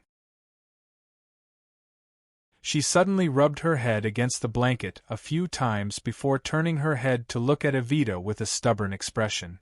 How do you know it's impossible if you don't try? Evita said with a bitter smile, But you've already tried, do you think it's possible? Akali's face turned bitter again. It seems impossible. Hey, Evita, do you think I'm much worse than Steele? Evita stared at Akali for a while before nodding with a serious expression. You're indeed much worse. At the very least, Steele wouldn't cry like you do. Also, you have to admit that Steele is much prettier than you. Humph, being pretty isn't the only thing, Akali muttered. Also, from what I've seen, Sir Chairman doesn't seem to treat her very special. Evita couldn't help but hit Akali's forehead. Are you an idiot? Steele is prettier than you and has a better personality than you. She has spent more time with Sir Chairman than you, and yet Sir Chairman doesn't have any thoughts about her. Then why do you think Sir Chairman will have any thoughts about you? Perhaps Sir Chairman likes my type? Steele said in an unconvinced voice. Her eyes turned and she suddenly asked with a mysterious look, Evita, Sir Chairman is already 27 this year, but he isn't married yet. Moreover, we haven't seen him have any close relationships with any girls, even a beauty like Steele doesn't have any special feelings for him. It can't be that he likes men, right? ###achoo. Sui gave a strong sneeze and he couldn't help pinching his nose before looking up at the sky. One of his goals in coming to the research facility was to freeload dinner. It was already rather late when he went, and now that he had left, the sky was already a bit dark. It was already the beginning of November and the Signs continent was entering winter. Because it was in the southwest of the continent, the Lampari Kingdom's winter wasn't as cold as the north. But once night fell in Banta City, it was still cold. Sui tidied up his clothes and wrapped himself up even more tightly. Right, I almost forgot. Vivian shouldn't have winter clothes yet. It seems like I need to find some time to buy some for her. But I'm not familiar with girls' clothes, so I need to find Steele and the others for help. Thinking of this, Sui naturally thought of Akali. Touching the box in his chest, Sui couldn't help revealing a bitter smile. This was because he had been immersed in mechanical research all day on Earth, so he didn't have time or energy to interact with girls at all. After coming to this world, he had been busy familiarizing himself with this world and working hard to survive in it, so it was impossible for him to have any deep interactions with the girls of this world. So he couldn't understand why Akali would have such a strange reaction. But he understood that for a girl of Akali's age, it was the hardest to understand, so it wasn't strange that he couldn't see through it. He wasn't prepared to guess because compared to the thoughts of a little girl, there were just too many things that he needed to consider right now. Whether it was the development of the new magic machines or the steps of creating an industrial system, they all required a large amount of time and energy. Other than this, New Flyer was facing a crisis brought by its rapid development. Even the magic power that Sui didn't care about the most had to be increased. These two things also required Sui to invest time and energy into. There were many times when Sui wanted to split himself into several parts, with each part focusing on one aspect. That way, he could develop these aspects better. But the fact was that this was impossible. In these aspects, there were many things that no one could replace Sui. So he could only focus his energy and time as much as possible, not daring to waste a single bit. It was a good thing that Sui was a workaholic on Earth. As long as it was something that interested him in mechanical research, he would become more and more interested. Actually, in the end, it's still the same problem. Talents are hard to come by. Sui tapped his forehead, thinking that this problem really didn't have a solution. The understanding of magic in the signs was still limited to destruction and slaughter. Even if there were practical applications like the magic crystal lamp, there were only a few coincidences and it wasn't widespread at all. If Sui wanted to create a complete industrial system in the signs, he could only use magic machines to change the understanding of the people of the signs bit by bit. The good news was that at least in Banta City, the people of Banta City already had a good understanding of magic machines. It would be good if there were more magicians who understood how to use magic. It would be best if all the magicians on the continent studied magic, then I wouldn't need to work so hard. It's a pity. Suyi's eyes suddenly fell onto the side of the road. Two familiar figures appeared in front of him, walking into a small restaurant by the road.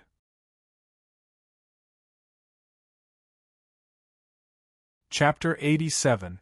Sui hesitated a bit before following in. That familiar man and woman were being led to a table by a waiter. When they were about to order, Sui had already arrived in front of them. "Hey Rem, Wella, aren't you two in Sultan City?" Sui raised his hand to greet the two of them. Rem and Wella looked at Sui, who had suddenly appeared in a daze. After being stunned for a bit, Wella suddenly said with a sigh, "Banta City really is a small place, it's possible to meet acquaintances at any time. But Sui, the person I don't want to see the most right now is you." Rem's expression was also a bit awkward. His eyes avoided looking at Sui, as if he didn't dare look at Sui. "Oh? Why don't you want to see me?" Sui didn't hold back at all as he sat down in a chair to the side. He asked Wella in a curious voice, "I didn't do anything wrong to you, right, Wella?" "No, it's the opposite. I did something wrong to you." After a few months, Wella seemed to have lost the sharp aura she had when she was in Carmilla's mage tower. Her entire person seemed a bit more depressed, but her words were still clear and she didn't try to hide anything. Sui was silent for a bit before saying with a faint smile, "I've heard that you and Rem were in charge of researching magic machines at Sultan City's Leo Chamber of Commerce. You said that you did something wrong to me, could it be related to this?" Wella gave a slight nod. When she was about to speak, Rem reached out to stop her. "Wella, don't say it. Could it be that you don't think we've lost enough face?" Rem's expression was a bit pained. Wella looked at him and calmly said, "It's because we've lost face that we have to say it. Since we've met Sui, it's better to tell him everything. If we can't obtain his forgiveness and help, we'll have to carry this guilt for the rest of our lives. Are you willing to do this?" Rem's raised hand froze for a long time, and the expression on his face kept changing. In the end, he let out a long sigh, put down his hand, leaned back against the chair, closed his eyes, and stopped talking. Sui was curious. From the information he had gathered, Rem and Wella were very important after going to the Leo Chamber of Commerce with Cimarron. Why were the two of them in Banta City looking like they had lost their souls? "Sui, since you know that we went to the Leo Chamber of Commerce, then presumably you also know what we do in the Leo Chamber of Commerce, right?" Wella asked again. Sui nodded. "I know a little about it. The Leo Chamber of Commerce should be in charge of researching magic machines, right?" I have seen the Leo Chamber of Commerce's magic fan and it is the closest to our Shinfei brand's magic fan that I have seen. Moreover, it is the second-generation variable speed magic fan, which I have never expected. I thought that without the support of our new flyer, the other companies wouldn't be able to make their own second-generation magic fans. Rem suddenly gave a soft snort. That isn't anything particularly hard. What can't they make? Sui smiled and didn't say anything. Wella glared at Rem and said in a deep voice, Rem, shut up. Don't you think you've lost enough face? Rem's lips twitched twice before he tightly closed his lips again, as if he wasn't prepared to say anything else this time. Wella's eyes turned back to Sui and after pausing, she continued, We thought that this new magic fan wasn't anything hard at first and we had successfully copied the production magic machine, so it wasn't a problem to make this magic fan. In fact, with our hard work, we had indeed helped the Leo Chamber of Commerce make the same variable speed magic fan, so the Leo Chamber of Commerce had rewarded me and Rem with 100 gold coins each. But, after saying this, Wella, who was normally very calm and could even be considered expressionless, revealed a deep look of pain on her face. Sui, do you know about the accidents in Saltan City, related to the Leo Chamber of Commerce's magic fan and the magic rice cooker? Sui gave a slight nod. These accidents had even been reported in the Banta Times, so it could be seen how big their effects were. The look of pain on Wella's face became even deeper as she said with a self-deprecating laugh, If it wasn't for us not knowing the depths of the heavens and developing the magic fan and the magic rice cooker, these accidents wouldn't have happened. Sui, do you know that when I sleep every day, the people of Saltan City who were injured and even died from the accidents will appear in my mind, making it very hard for me to sleep. They should have lived peacefully in Saltan City, but because they believed in the magic machines I developed, they met with these accidents. I've let them down. Sui looked at Wella's face filled with pain and Rem, who also had a look of pain, understanding a bit. It seemed like the two of them felt that the responsibility for these accidents was placed on them, so they were burdened with a deep sense of guilt. But the strange thing was that Wella had just said that she had let down Sui, so why was that? Sui, do you know what the Leo Chamber of Commerce's production magic machines are? Wella asked back. Sui knit his brows and thought about it before saying, The structure of the production magic machines is much more complicated than the magic fan and the magic rice cooker. The Leo Chamber of Commerce's production magic machines weren't bought from our new flyer, rather they developed them themselves. But the magic fan and magic rice cooker that you developed had quality problems, so the Leo Chamber of Commerce's production magic machines should be even more unreliable. However, I've never heard of the Leo Chamber of Commerce's production magic machines having problems. This means that the production magic machine technology wasn't developed by you. In other words, Suyi's eyes, looking at Wella and Rem, suddenly became sharp. Wella, the production magic machine technology was stolen by you from our new flyer? Isn't the word steal a little too harsh? Rem, who had been silent for a while, couldn't help but speak up.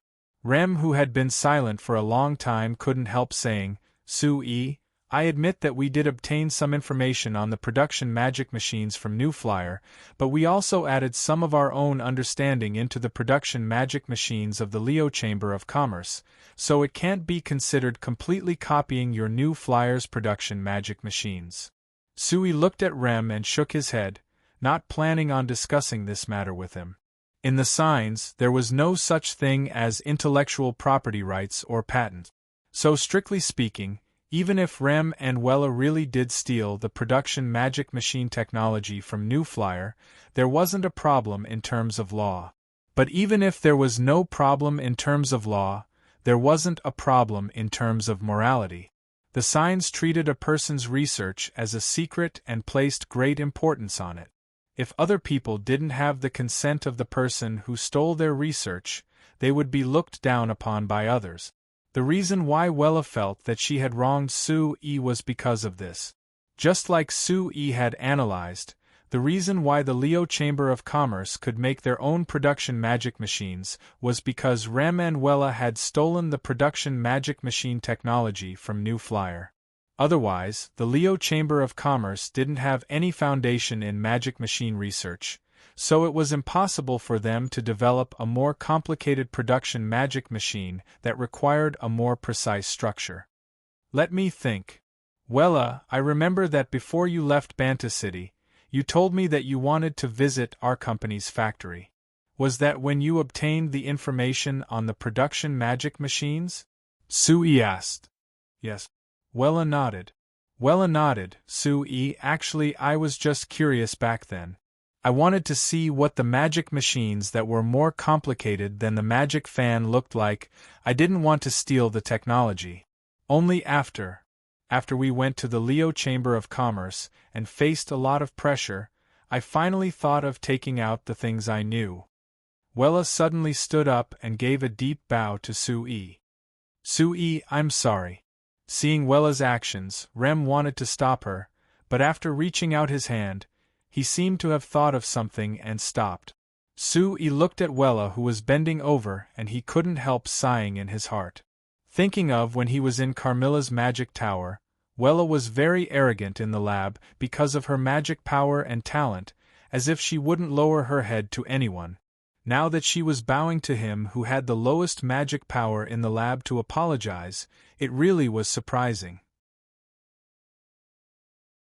Looking at Wella for a while, Su-yi waved his hand.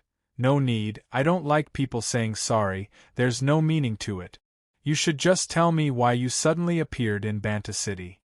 Wella wasn't a sloppy person. After hearing Su-yi's words, she sat down again and replied after pausing for a bit, It's nothing. Since there have been so many accidents, someone has to take responsibility. We are the main magicians in charge of researching magic machines, so of course we have to take responsibility. A week ago, we were fired by the Leo Chamber of Commerce. Su-yi nodded, not being surprised at all.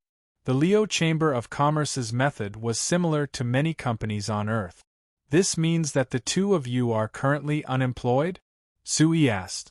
Wella and Rem looked at each other before saying with a sigh, We can't stay in Sultan City anymore. We came back to Banta City because we were Banta people to begin with, but we left Great Magician Camilla back then, so it's impossible for us to go back now. Rem and I have discussed this, and in a few days, after we calm down a bit, we'll leave this place and go to a city further away to take a look. I understand that you don't want to return to Carmilla's Magician Tower, but why do you want to leave Banta City for another place? Su-yi said. Even in Banta City, with your strength and knowledge, you can find a very suitable job. Wella shook her head. It's impossible. Only Great Magician Camilla can do magic research in Banta City, and it's impossible for us to study magic machines now, so there's no meaning in staying in Banta City. Of course it's not meaningless, Su-yi said with a faint smile. As long as you're willing, I can represent the New Flyer to welcome you. How about it? Do you want to come? Wella and Rem looked at Su-yi in surprise.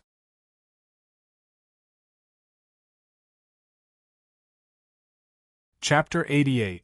Su-yi, just what are you thinking in that head of yours? Steele held Su-yi's head without any politeness and looked around with a look of confusion.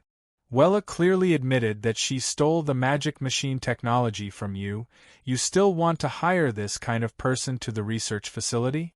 Aren't you afraid that she'll steal the more important technology in the future? If I'm afraid of everything, then I might as well not think about researching technology. Anyway, anyone can steal it, right? For example, Evita, Akali, or even you. Su-yi pointed at Steele as he spoke. Nonsense. Steele slapped away Su-yi's hand. How are the three of us the same as Wella? You weren't close to Wella before, so the three of us can be considered your good friends now. Good friends.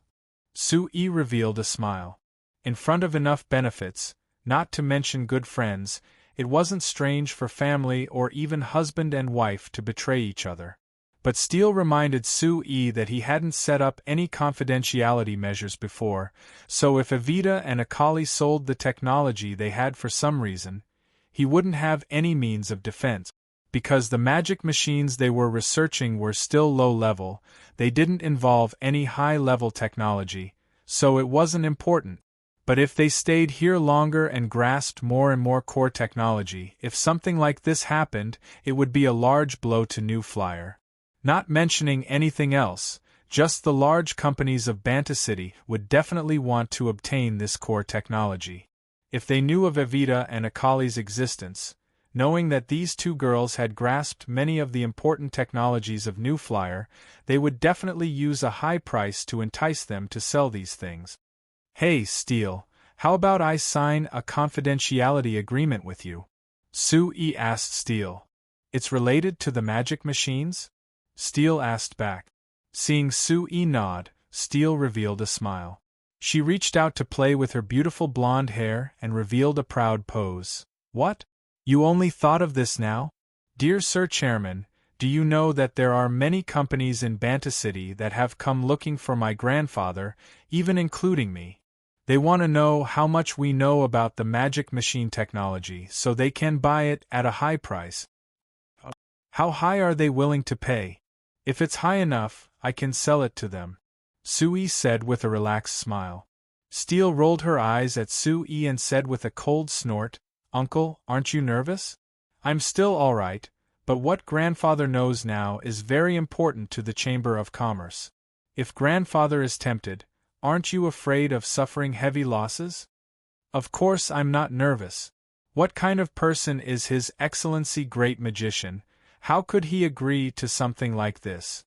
Sue looked at Steele with a smile before adding, Of course, for a noble and beautiful miss like young Miss Steele, she wouldn't do something like this. Steele slightly raised her head and gave a soft snort. At least you understand. But to be honest, you should add a confidentiality agreement. For example, when grandfather's magic tower signs magicians, there is a confidentiality agreement that forbids the magicians from revealing the results of the magic tower. If they violate this, not only will they be expelled from the magic tower, grandfather will also report them to the Sorcerers' Guild. If it's serious, they will be directly disqualified as magicians. It's a pity that things like magic machines aren't protected by the Sorcerers' Guild, so the punishment can only be monetary. I'm afraid the restrictions aren't enough, Sue said in a helpless voice. This was the problem that Sue was currently facing. Signs didn't have any intellectual property protection, and the Sorcerers' Guild didn't have any measures to protect the use of magic, so the only possible punishment was according to the kingdom's laws. But the kingdom's laws only protected the assets of companies and didn't include technology. So when companies faced this situation, most of them would secretly retaliate. Sue wasn't willing to do this, but if there wasn't enough punishment, there was a high chance that the New Flyer's technology would be leaked. Steele thought for a bit and found that there wasn't a good method, so she could only say in a discouraged voice, Then we'll just set the compensation a bit higher. It's best if we can make it so that the person can't afford it even if they lose everything, then they'll be afraid. Sue gave a shrug. We can only do this for now. After saying this, he looked at Steele and hesitated a bit before asking, Steele, I can completely trust you and His Excellency Great Magician. It doesn't matter if you sign the confidentiality agreement or not. But Evita and Akali. It's not that I don't trust them, but I'm not that familiar with them. I'm worried that if I make them sign the confidentiality agreement, they might have some ideas. Relax, they won't. They are my good friends and I understand them very well. They aren't that stingy of a person. If you feel that it isn't good to mention it yourself, I can tell them for you. Leave it to me.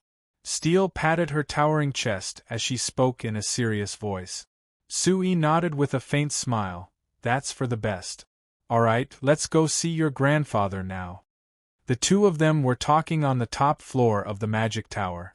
Once they opened the door to the side, they entered Great Magician Camilla's private laboratory. Seeing the two of them walk in together, A faint smile appeared on Great Magician Camilla's face. He waved his hand at Sui and said, "Come, Sui, take a look at this magic array." Did His Excellency Great Magician come up with some new invention? Sui came over and looked over the magic array on the workbench. He didn't know if he could understand it or not for a while. Understanding meant that Sui could see with a single glance that this magic array contained both a frost array and a flame array.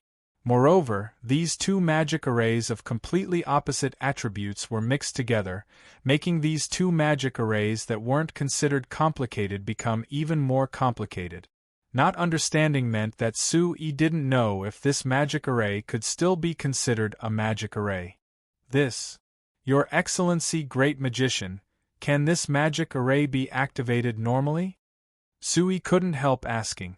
According to normal magic array theory, a normal magic array couldn't be mixed in with another magic array, not to mention a magic array of completely opposite attribute. This was because the elemental energy gathered by the magic array was related to the attribute of the magic array.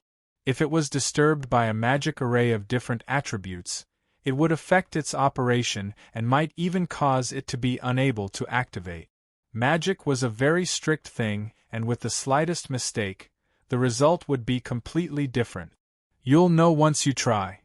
Great Magician Camilla pointed at the magic array as he spoke. Sui and Steel looked at each other. They didn't know what Great Magician Camilla wanted to do today. Let me try. Steel reached out her hand and injected a trace of magic into the magic array. A light blue light flashed on the magic array, and Sui and Steel instantly felt a chill coming from the magic array. It was already winter, and with this sudden chill, the two of them couldn't help shivering. Sui looked at the magic array and found that only half of the magic array was releasing a light blue glow. The other half didn't move at all, as if it wasn't affected by magic at all. Upon closer inspection, he discovered that the half of the formation lines that were emitting light had clearly formed a frost formation. As for the half of the magic array that wasn't affected, it was a flame array. Sui immediately understood. Your Excellency Great Magician, are you stacking the frost array and the flame array together? But won't this create a conflict? Now that we've only activated the frost array, how will we activate the flame array? Faced with Sui's question, Great Magician Camilla didn't reply. He had Steel move her hand and fiddle with the magic array. He adjusted the position of a small part of the magic array before injecting magic into it. Hong! There was a red light that came from the flame array, and the magic array was covered in flames that were less than a centimeter tall, covering the entire magic array.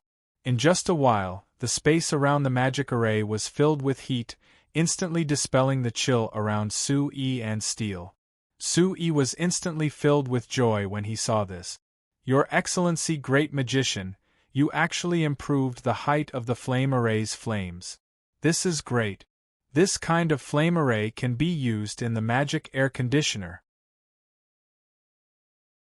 When Sui had Steel's group of 3 study the flame array, because the flames created by the flame array were half a meter tall, it couldn't be used in the small magic air conditioner at all. So Sui had them make some improvements to the flame array. It would be best if they could maintain the high temperature of the flame array while also compressing the flames to a smaller height. Steel's group of 3 were limited by their magic power, so their research speed wasn't fast. He never thought that Great Magician Camilla would solve this problem. No, this magic array wasn't thought of by me alone, I just combined their ideas. Great Magician Camilla waved his hand and said in a humble voice, "Actually, I just changed the flame array a bit and made the flames a bit smaller." Great Magician Camilla said it so easily, but Sui knew that the most difficult part of this magic array was changing the flame array. If it wasn't for a powerful Great Magician, with the level of magic of Steel, Evita, and Akali, it would have taken them a long time to do this. Of course, this magic array also had an exquisite design, which was to combine the frost array and the flame array together. They wouldn't conflict with each other and could be operated separately with a small change. When Sue-Yi was designing the variable temperature magic air conditioner, in order to place both the frost array and the flame array in the magic air conditioner, he had designed the variable temperature magic air conditioner to be very spacious. It made the variable temperature magic air conditioner twice as big as the single cold magic air conditioner, so it would be a bit too conspicuous if it was hung on the wall. Now that it had been improved, the variable temperature magic air conditioner had been greatly saved. In the end, it would still be a bit bigger than the single cold magic air conditioner, but it would only be a bit bigger. Right, Your Excellency, Great Magician, didn't you say that you weren't interested in studying these little things, so you didn't want me to bother you with these questions? Why is it that now? Sue-Yi pointed at the magic array and asked in a curious voice.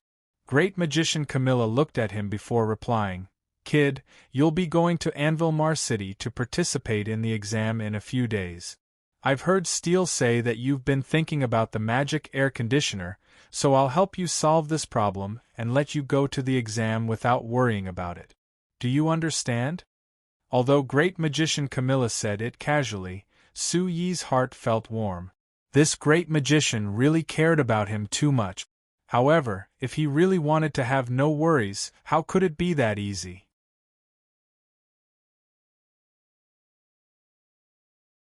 Chapter 89. The bell signaling the end of class had already rung for a while, and the other students had already left their seat. They either went outside to relax or gathered in groups of 2s and 3s to chat. Each class at Baron Richto Magic Academy lasted an hour and a half, so the break between classes was a bit longer. It was around 20 minutes, so of course the students had to seize this time to relax. Only Vivian was an exception. Other than going to the bathroom, Vivian did not leave her desk at all. She had her head down the entire time, seriously looking over the notes she had just taken from class. She read them over and over again, trying to firmly engrave the knowledge in her mind and try her best to understand it. After being sent to this academy by Sue-Yi, Vivian had always been like this, desperately studying. Because her parents were slaves, Vivian was born as a slave. So in the 14 years before Sue-Yi bought her, Vivian had always lived as a slave. Although Viscount Leslie was much friendlier to his slaves compared to the other nobles, slaves were still slaves. The so-called friendliness was only limited to not being easily abused or killed. Of course, it was impossible for Vivian to receive an education. After changing to Sue-Yi as her master, Vivian found that her life had greatly changed. Not only did she not have to worry about food and sleep, she only had to do some simple chores. Moreover, Sue-Yi's attitude towards slaves was even better than Viscount Leslie's by several times. After Vivian knew that she had been bought by Sue-Yi, she had already prepared her heart. She thought that Sue-Yi was like other people with special tastes, liking her body that hadn't grown at all. However, Sue-Yi had lived with her for 2 months, but he hadn't touched her once, not to mention doing anything to her. This made Vivian feel a bit happy, but also a bit disappointed. She had finally met a master as good as Sue-Yi. If he really wanted her body, perhaps he wouldn't sell her to anyone else in the future, right? Of course, this wasn't certain. Vivian had heard of some people who bought female slaves, and after they were tired of playing with them, they would sell them to the lowest prostitutes, accepting a cruel fate. But no matter what, the nervous Vivian never thought that Sue-Yi would actually let her go to school. Going to school, for Vivian, this was something that she had been filled with hope for, but she had to give up in the end because of the ruthless reality. She knew that she was just a lowly slave. In the signs, even normal citizens couldn't receive an education, not to mention a lowly slave like her that no one cared about even if she died. So when she heard Sue-Yi ask her if she wanted to go to school, she was stunned for a while. But after confirming it again and again, she happily agreed. In the blink of an eye, Vivian had already been studying at Baron Richto Magic Academy for more than a month. Although the Baron Richto Magic School was called Magic, it was not only it was also called Magic. At first, this school was founded by Baron Ricto to specially teach magic, but after several hundred years of development, this school had become the largest comprehensive school in Banta City. Other than teaching magic, they also taught all kinds of basic knowledge like languages, history, culture, and even painting. Because Vivian had never received an education before, Sue first enrolled her in a basic language class, having her learn the basics of reading and writing. Other than this, he also enrolled her in a painting class. Although Vivian had never received an education, her intelligence wasn't weak. Adding in her incomparable thirst for knowledge, in just a short month, she had learned how to read and write in almost every language. Even if she couldn't understand everything, there was no problem with some basic reading. Compared to the language class, Vivian's performance in the painting class could be considered stunning. Sue found that Vivian had talent in painting from the paintings she drew in her free time. After coming to the Baron Ricto Magic Academy, her talent instantly exploded under the guidance of the painting teacher. In just a short week, Vivian had already conquered the teacher, making the strict painting teacher call her a genius artist that hadn't been seen in several decades. The current Vivian was already a bit famous in the Baron Ricto Magic Academy because of her strong talent in painting. It was a pity that this fame didn't bring her many benefits, rather it brought her some trouble. After finishing her revision, Vivian left the language classroom. When she was on the way to the painting classroom, she was stopped by 3 people. "Hey, dear Miss Vivian, can you give me the honor of having dinner with me tonight?" The young boy in the middle of the 3 looked at Vivian and spoke in a very glib tone. Vivian looked at him and recognized that he was Enrique from the magic department. "I'm sorry, I don't have time tonight." Vivian flatly refused. Ever since he saw Vivian in the painting class and witnessed Vivian's strong talent in painting, Enrique seemed to have taken a fancy to Vivian and started to pursue her. However, Vivian felt that she had finally obtained a precious learning opportunity, so how could she waste her time on dating Enrique? So no matter what Enrique asked, Vivian directly refused and didn't give him any chance. "It doesn't matter if you don't have time tonight, but you'll have time tomorrow, right?" Enrique didn't seem to want to give up.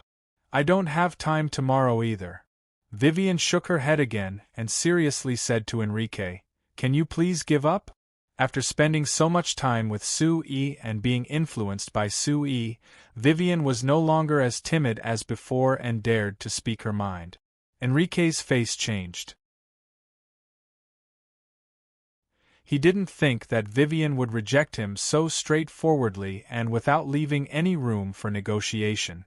In front of his 2 friends, Enrique suddenly felt very embarrassed and couldn't help but speak in a cold voice. "Miss Vivian, I just want to have a meal with you and chat with you. You don't have to be so heartless, right?" Vivian blinked, not quite understanding Enrique's meaning.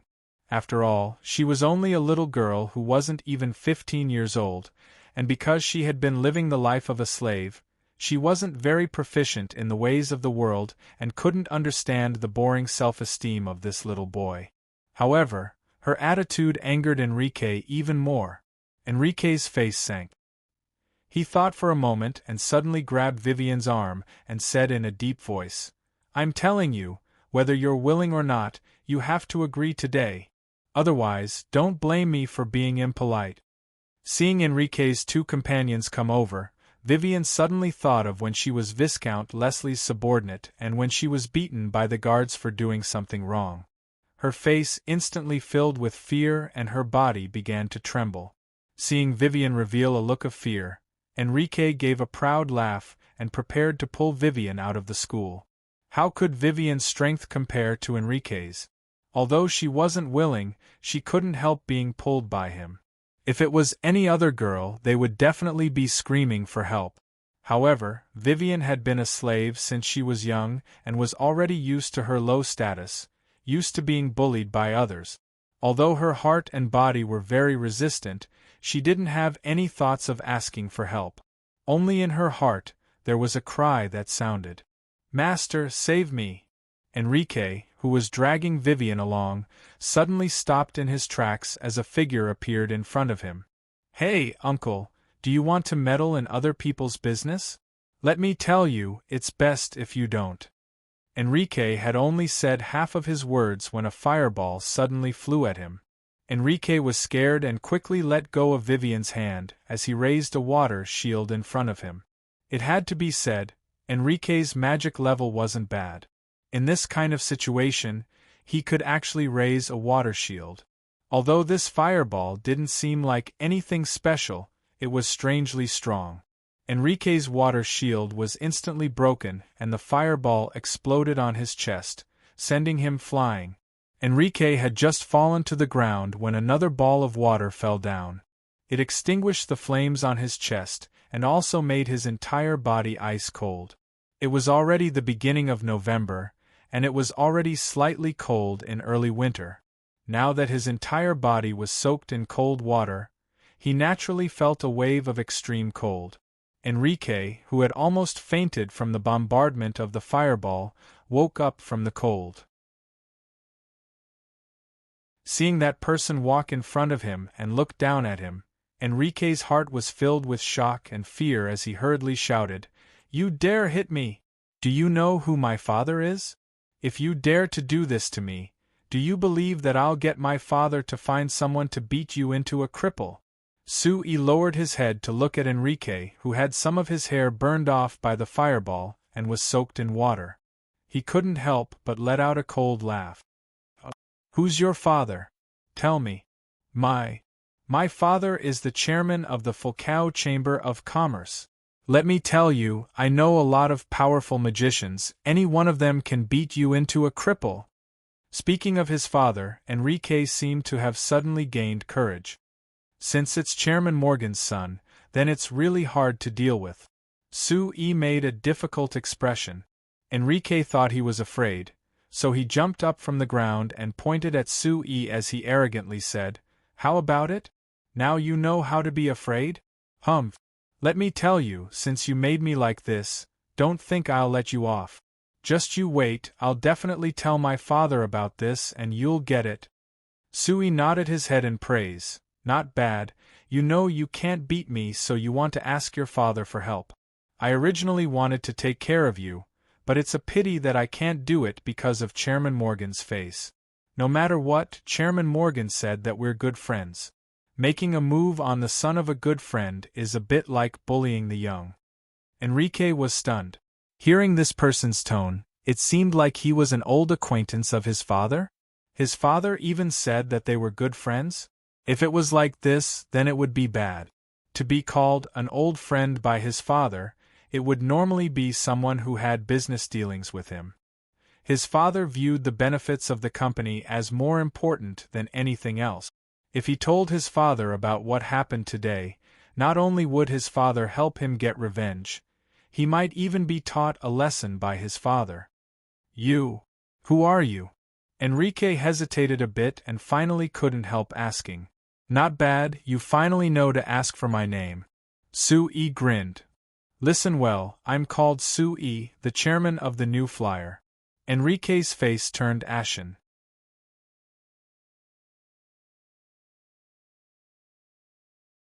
Chapter 90. Seeing Enrique and the other two running away with their tails between their legs, Sui turned around and asked Vivian with a frown, "Vivian, it seems that this kid has been pestering you for a long time, right?" The reason why he appeared at Baron Ricto Magic Academy today, in addition to teaching a basic magic machine theory class, was that he had some important things to do. Who knew that when he had just finished his class and walked to the campus, he would see Vivian talking to three young boys in the distance. At first, Sui thought that the three boys were Vivian's classmates, and was happy that Vivian had made friends in such a short time. He even guessed that there might be Vivian's suitors among them. But after a while, he suddenly saw one of the boys grab Vivian and pull her out of the school gate. Although Vivian did not call for help, both her expression and her actions revealed her incomparable resistance. How could Sui tolerate this? Vivian had lived with him for several months, and he had long regarded Vivian as a family member. So, without saying a word, he came up and directly sent Enrique flying with a fireball, not giving him any chance to defend himself. However, Enrique was actually the son of the president of the Fulcao Chamber of Commerce, Fuller Morgan, which was greatly beyond Su Yi's expectations. Because New Flyer had joined the business union, the relationship between the Fulcao Chamber of Commerce and New Flyer was now in a honeymoon period. The relationship between Su Yi and Fuller Morgan was also quite good for the time being. If President Morgan knew that Su Yi had actually taught his son a lesson, although he would not blame Su Yi for this, there would still be some awkwardness between the two sides. Yes. Hearing Su Yi's question, Vivian lowered her head and responded. Then why didn't you tell me earlier? Su Yi grabbed Vivian's arm that had been pulled by Enrique just now and took a look at it. He found that her arm had been pinched until it was bruised. It could be seen that Enrique had used a lot of strength just now. What if I wasn't here today and that kid really did something? Vivian lowered her head, and after a while, she whispered timidly, I was afraid that master would be worried. Su Yi sighed and patted her head. Idiot, if something really happened to you, it would be too late for me to worry. If you encounter this kind of thing next time, be sure to tell me, understand? Vivian nodded lightly and made a sound of acknowledgement. Su Yi suddenly laughed. By the way, Vivian, you have improved. Vivian looked at. She did not understand. You're actually afraid that I'll worry about you? This proves that you've already treated me as family in your heart. You know that I'll be worried. Not bad, not bad. It's not to say you've improved up your ass. Vivian's nodded hers, she's up. Seeing the smile on Su Yi's face, the last trace of fear in Vivian's heart disappeared. She gave Su Yi a sweet smile, her face blushing. How about this, since something like this happened today, you can go to the teacher and ask for leave. Don't go to class today, go home and rest. If I find time to come back tonight, we can go out and find a place to eat. What do you think? Out of Su Yi's expectations, Vivian actually shook her head after hearing his suggestion. No, I'm fine. I still want to stay in the academy for a while longer. It's good to be able to study a little more. Vivian looked at Su Yi with a hint of hope. Oh? You're that interested in studying? Su Yi sighed, thought for a moment, and agreed to Vivian's request. After that Enrique found out his name, he probably wouldn't have the guts to find trouble with Vivian. If it really didn't work, Su Yi could ask Director Shearer to take care of Vivian a bit more. After all, the Baron Ricto Magic Academy had taken that many gold coins from Su Yi, so there had to be a bit of a discount. After asking a few more questions about Vivian's studies, Vivian mentioned that her drawing class was about to start, so she bid farewell to Su Yi and left. Su Yi once again went to the Academic Affairs office to meet with Hiller. This time, Su Yi came to Baron Ricto Magic Academy. Other than teaching a basic magic machine theory class, another important thing he had to do was to sign an agreement with Baron Ricto Magic Academy. In between teaching the basic magic machine theory class, some students of Baron Ricto Magic Academy, including Oren, privately expressed to Su Yi that they were very interested in magic machines. After they graduated from the academy, they wanted to join New Flyer to continue researching magic machines. Su Yi naturally expressed his great welcome. The reason why he spent so much money to teach the basic magic machine theory class in Baron Ricto Magic Academy was to attract the interest of the students who studied magic in the academy, so that they could participate in the research of magic machines. Although Su Yi had a lot of mechanical knowledge that had been deeply researched on Earth, the theory of magic machines was still a completely new topic for him. It was impossible for him to completely research the theory of magic machines by himself. He needed a large number of magicians to participate and integrate the strength of more people. Only then could he create a complete theory of magic machines faster and better. Although there were more than 10 students who expressed their interest in this aspect, Su Yi still felt that it was too little. After careful consideration, he simply discussed it with Hiller, who represented Baron Ricto Magic Academy, and decided to set up a bursary fund in the name of New Flyer. This bursary fund was divided into two types. One was for the poor children in the academy. As long as they applied, and after verification, they would be able to receive the bursary fund from New Flyer, which would help them pay part of their tuition and living expenses. The other type was specifically for the magic department. The amount of funding was higher than the previous type, and the requirements were also higher. The students of the magic department who received the second type of bursary fund would be able to receive full funding from New Flyer during their time in the academy. Not only did it include full tuition and living expenses, but it also included additional funding, which would allow the students to obtain better conditions for magic research. Correspondingly, the students who received the second type of bursary fund would have to become employees of New Flyer after graduation, for a minimum of 3 years. As for what the students wanted to do after 3 years, New Flyer wouldn't have any restrictions. After hearing Su Yi's bursary fund proposal, Hiller was both happy and worried. He was happy because if the bursary fund promised by New Flyer became a reality, then it meant that many students who couldn't continue their studies due to family circumstances could rely on this bursary fund to continue their studies in the academy. No matter if it was for those children or for Baron Ricto Magic Academy, this was a good thing. But he was worried because this way, the students of Baron Ricto Magic Academy would definitely have a greater sense of identity with New Flyer. Especially the students of the magic department who applied for the second bursary fund. No matter what they wanted, they had to work for the Frestec Chamber of Commerce for 3 years after graduation. This was equal to the Baron Ricto Magic Academy training a group of magicians for the Frestec Chamber of Commerce. Hiller was an old qualified magician, so he always thought that the most important thing for magicians was to increase their magic power and work hard to become stronger. As for magic application, especially New Flyer's magic machines, it was just a crooked path. It wasn't enough to become the right path for magicians. If it wasn't for the fact that he couldn't reject Su Yi's bursary, he wouldn't have even agreed to let Su Yi teach the basics of magic machines. Finally, Hiller's worries were beaten back by Su Yi's words. The bursary fund is completely voluntary, so our New Flyer won't force the students to accept it, nor will the academy force them to accept it. It's no different from before, rather we can give the students the right to choose. Not to mention that if the students don't even have the financial resources to support their studies, even if they don't accept our bursary fund, they won't be able to walk down the path of magicians. Do you think that comparing this, which result is better for the students? Hiller was convinced by Su Yi's words, so he went to convince the other school leaders, finally bringing together Baron Ricto Magic Academy and Su Yi to reach this agreement. Su Yi came today to sign this agreement.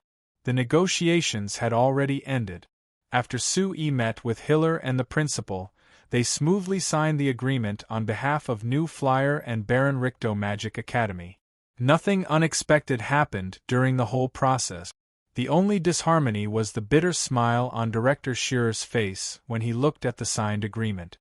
Chairman Su, if our school had enough funds, I definitely wouldn't have let the students walk down this path. Su Yi revealed a faint smile. Mr. Hiller, perhaps you think that studying magic machines is a crooked path and not the right path.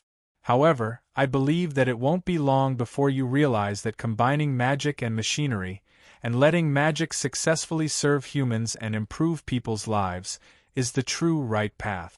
When that time comes, the students who come out of the academy and enter our New Flyer to study magic machines will definitely create value that far surpasses what they would create if they became traditional magicians. Hiller looked at Su Yi and gave a sigh. I hope it's like this.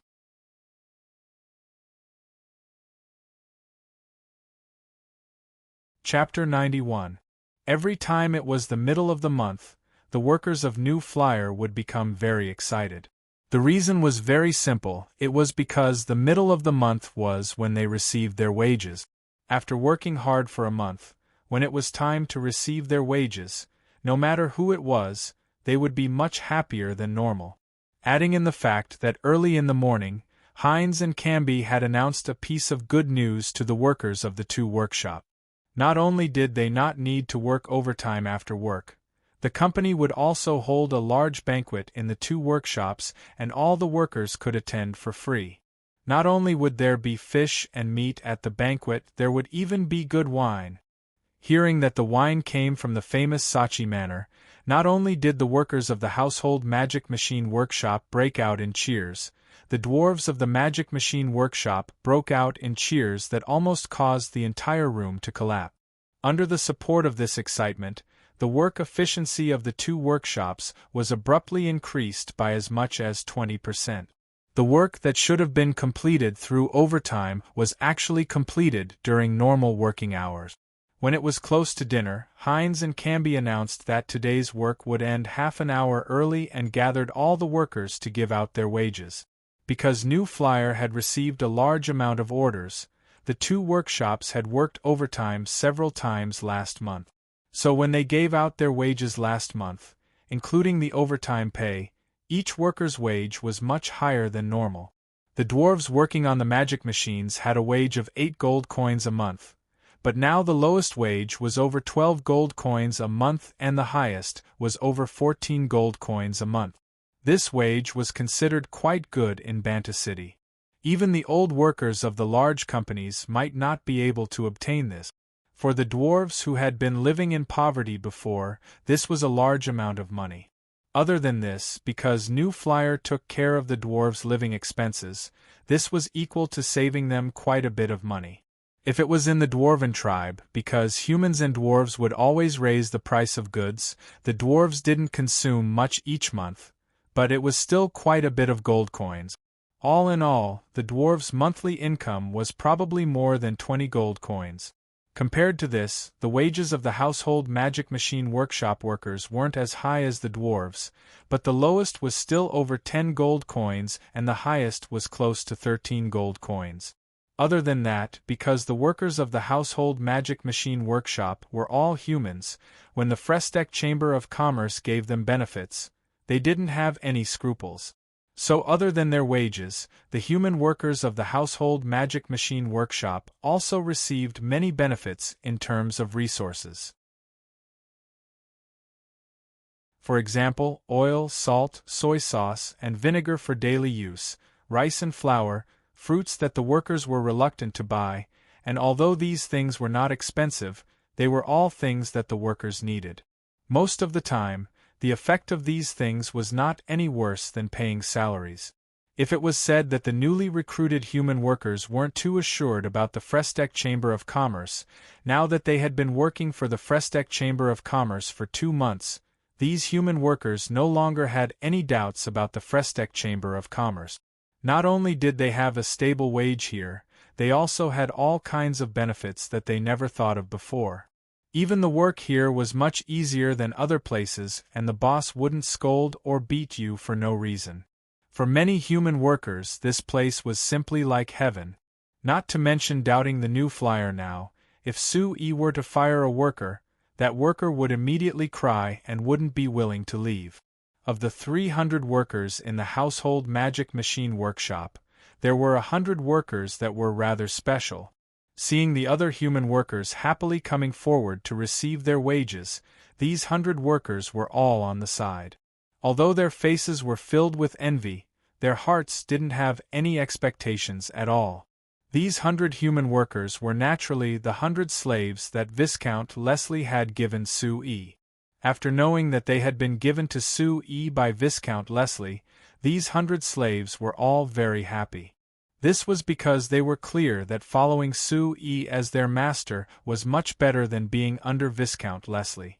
Of course, they still remembered their status as slaves, so they didn't dare have any expectations for their wages. They all belonged to Sue, so working for Sue was a matter of course. It was already good enough that they were given food to eat, so how could they be given money?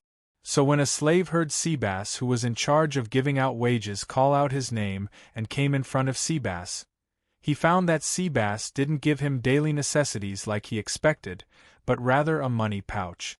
He was instantly stunned. This is for me? Bazak carefully pointed at the money pouch as he spoke with a look of disbelief. Right, it's for you, quickly take it. Next. Seabass threw the money pouch to Bazak and loudly called for the next slave to come forward. Bazak held the money pouch in a daze as he returned to the group of slaves. The slaves on the side couldn't hold back their curiosity and urged him to open the money pouch. Bazak's hands were trembling as he spent a bit of effort to open the money pouch. Instantly there was a bright golden light that came from the money pouch. Lying in the money pouch, if it wasn't glittering gold coins, then what was it? The surrounding slaves stretched out their heads and looked at the money pouch. They couldn't help but exclaim together. The youngest of these slaves was over 20 years old, but it was the first time they had seen gold coins. Moreover, these gold coins belonged to them. 1, 2, 3, 7, 8, 8 gold coins. Bazak slowly counted the gold coins in the money pouch, and couldn't help but excitedly roar. God above!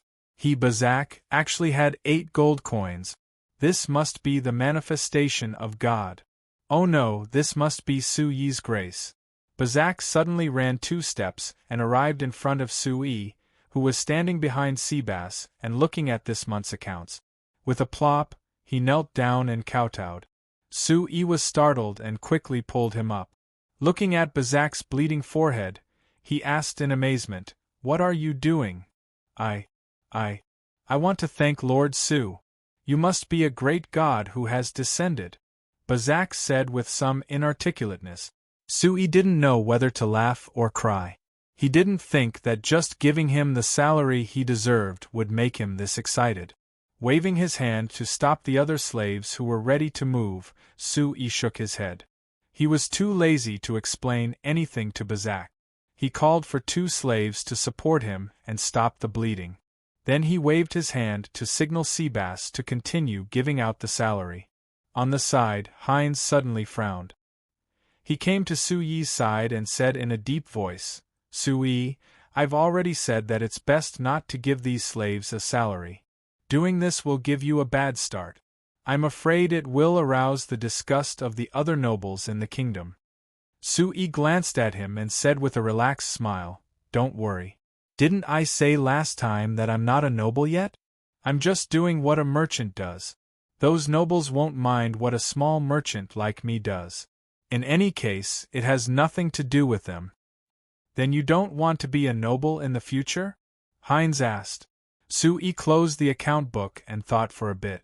Then he said with a serious face, "I want to, and I really want to. I wish I could be a large noble right now. On the continent, being a noble makes it much easier for me to do many things. At the very least, I can have my own territory and do whatever I want. It won't be like right now where I'm only expanding the factory and my hands are tied." Hines turned his head and looked through the window of the workshop at the construction site that had already been built. According to Su-Yi's real thoughts, when he was building the new workshop, he wanted to replan this large piece of land and lay the foundation for future expansion. But Hines reminded him that the land they were using was Viscount Leslie's territory. If Viscount Leslie changed his mind in the future, then all the hard work Su-Yi and the new flyer had invested in this piece of land would instantly disappear. So Su-Yi was helpless and could only build a new workshop for now, but he had to suppress the industrial area plan in his heart. Su-Yi's eyes followed Hines to the construction site and he said with a soft sigh, "If you gave me a piece of land, I think I would definitely be able to build a complete and beautiful industrial area on that piece of land. It would be much better than this messy place." Hines said with a bitter smile, "It's a pity that you're not a noble." Su-Yi suddenly winked and revealed a smile to Hines. "I'm not one now, but that doesn't mean I won't be in the future. Perhaps when I come back from Anvilmar City, you'll find that I've already become a noble." Heinz was stunned. He looked at the mysterious Sue-E and his heart was a bit shocked. He had heard Sue-E say that when he went to Anvil City to participate in the Sorcerer's Guild certification exam, he would be summoned by His Majesty. Could it be that he had obtained some inside information? However, Sue-E didn't have any intention of explaining. Seeing that Seabass had already given out the wages to the workers, he called Alex over and had him organize the workers to prepare for the banquet. He then called Heinz, Camby, and Seabass to his office.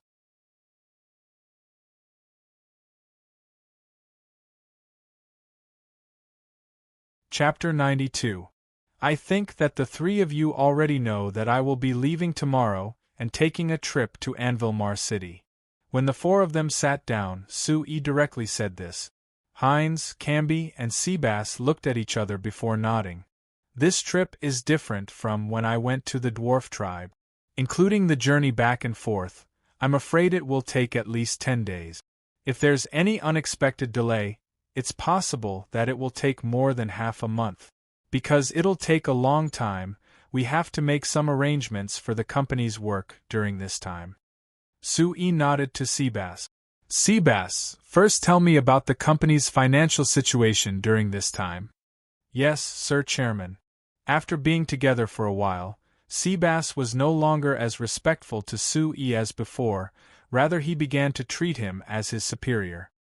He immediately replied when he heard this and opened the account book in his hand, looking it over before continuing, because our company has received large amounts of orders for magic machines during this time, and adding in the fact that our production has been smooth, our profits have been very stable, and our company's financial situation is very good. Just based on last month's data, we made a profit of 11,423 gold coins.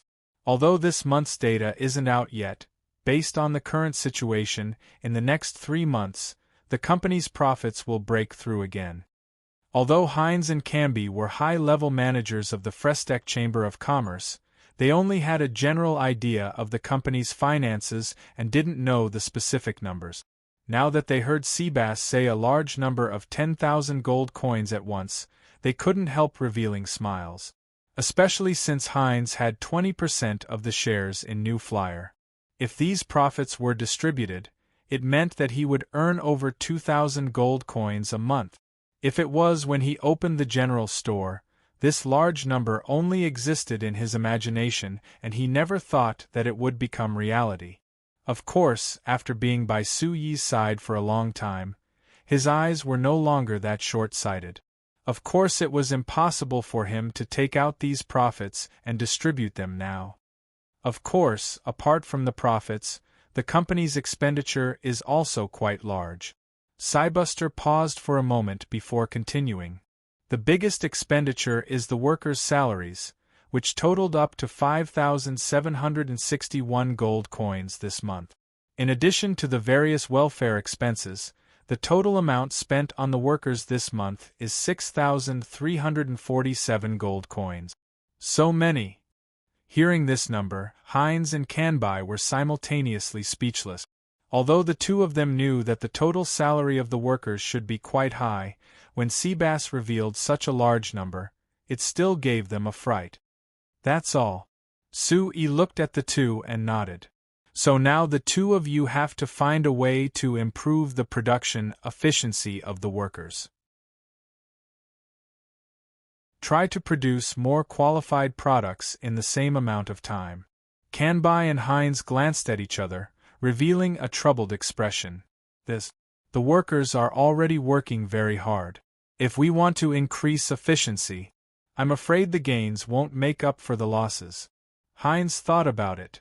I don't mean to squeeze them dry, but to increase production efficiency through other means, Sue said. Give an example, Heinz. Do you still remember the suggestion I gave you last time? Heinz thought about it. You're talking about the time you had me move the screw production magic machine behind the workers? Right. Although this is a very small change, after the small magic thread rolling machine produces the screws, it can be used by the workers much faster, which indirectly increases the production efficiency by a bit. According to this example, you can think of many other ways to increase the efficiency of the workers. Hines and Kanbai gave thoughtful nods. Sue then said, "Of course, the method of increasing production efficiency can't just rely on the workers. I've already started working with Great Magician Camilla on a new generation of production magic machines.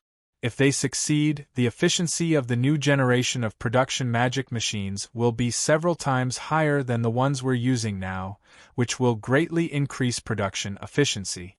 At the same time, I've also developed some small magic machines with Steele's group to help the workers finish their work. For example, Steele's group is currently developing a small magic drill. If they can make it, the workers in charge of the equipment can directly use the tool and they won't need to slowly screw in the screws, which will also increase their speed by several times." Hines and Kanbai looked at Sue in surprise. "Why didn't you tell us before?" Although Seabass didn't ask, he still stared at Sue. As the representative Viscount Leslie sent to the new flyer, of course he needed to understand the current movements of the new flyer, so he could report back to Viscount Leslie.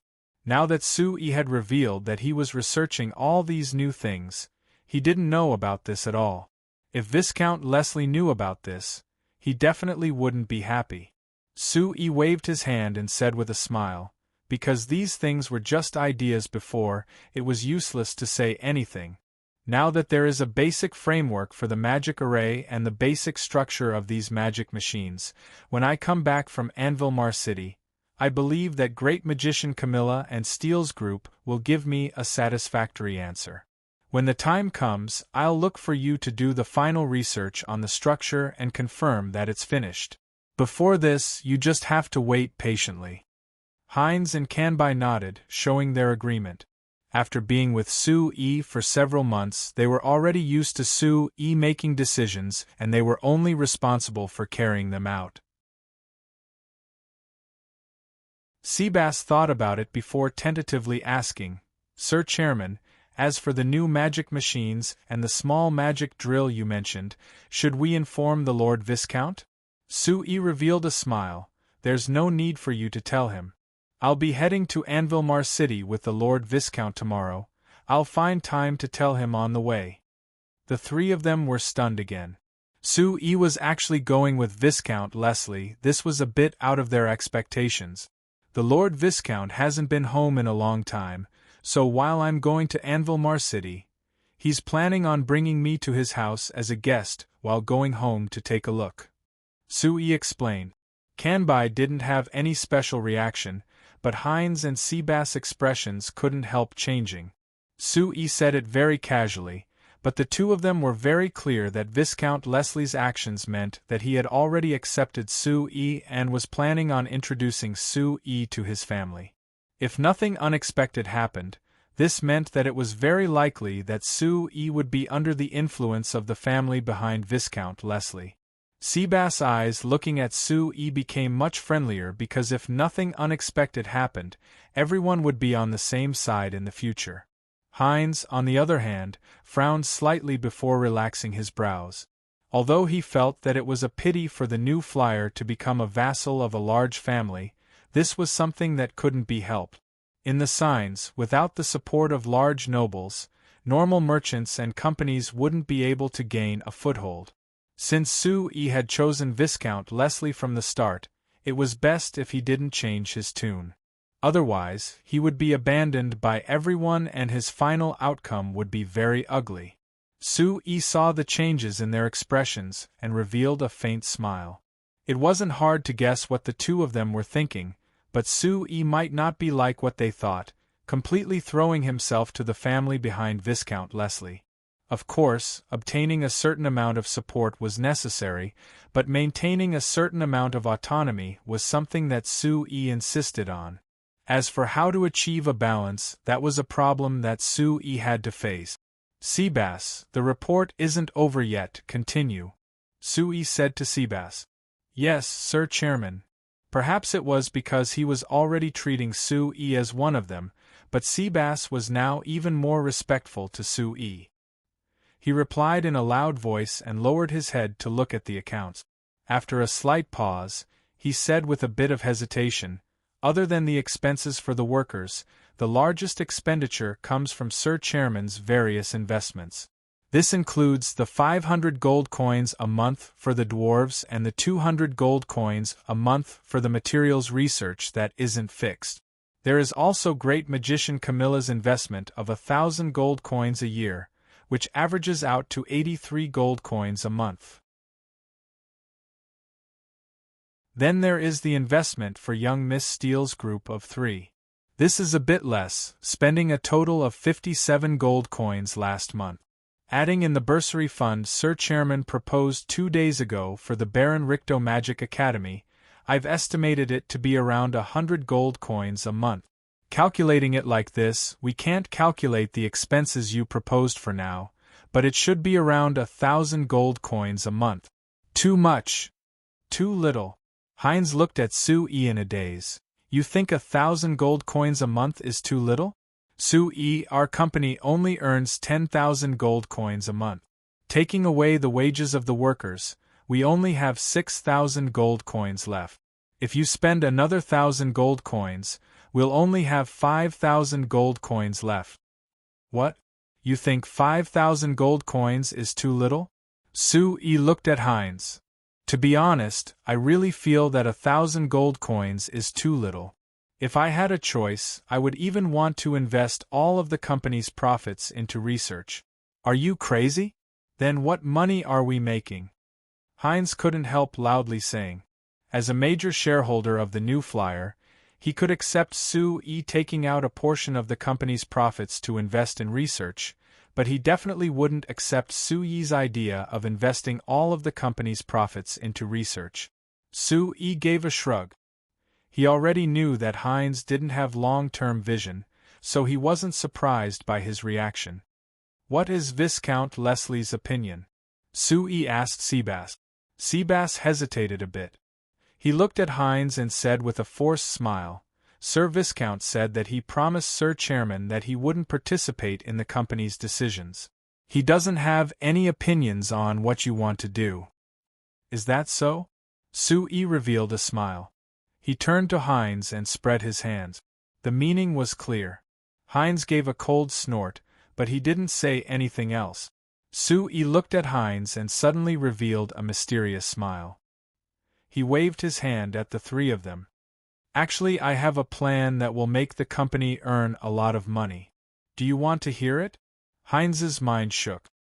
He was very clear on Sue-E's abilities. Since Sue-E said this, it meant that he really did have a feasible plan. Therefore, Heinz immediately perked up, leaned over, and listened carefully.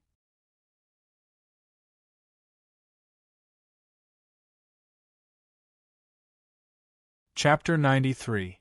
2 days later, a motorcade of 7 horse carriages slowly entered the Lampari Kingdom's capital, Anvilmar City.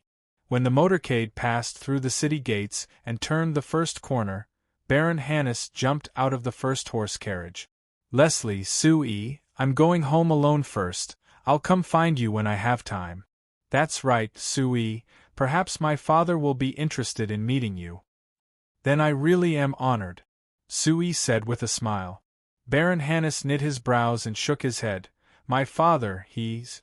Forget it, since you came here with great difficulty, it should be a good thing for you to see more people. All right, it's settled like this. I'll be leaving first, goodbye. After saying this, he waved his hand at Sue-E and Viscount Leslie in the horse carriage before turning the corner. He's prepared to walk back? Sue-E watched Baron Hannes walk down the street filled with people and was a bit surprised. The Toil Marquis Manor isn't far from here, Viscount Leslie casually explained. Then he gave an order to the driver and the motorcade headed off in another direction. As the capital of the Lampari Kingdom, Anvilmar City's liveliness was not something a small Banta city could compare to. The motorcade didn't move smoothly in the city, spending an entire half an hour before they passed 3 Street. If we didn't bring that many things, we might as well jump out of the horse carriage and walk over. Sue-E opened the curtains and looked at the crowded streets outside. He thought that the large cities on Earth had traffic jams, but he actually encountered them in this world. There's no other way. Unveil City is the largest city in the kingdom, so of course there are more people than Banta City.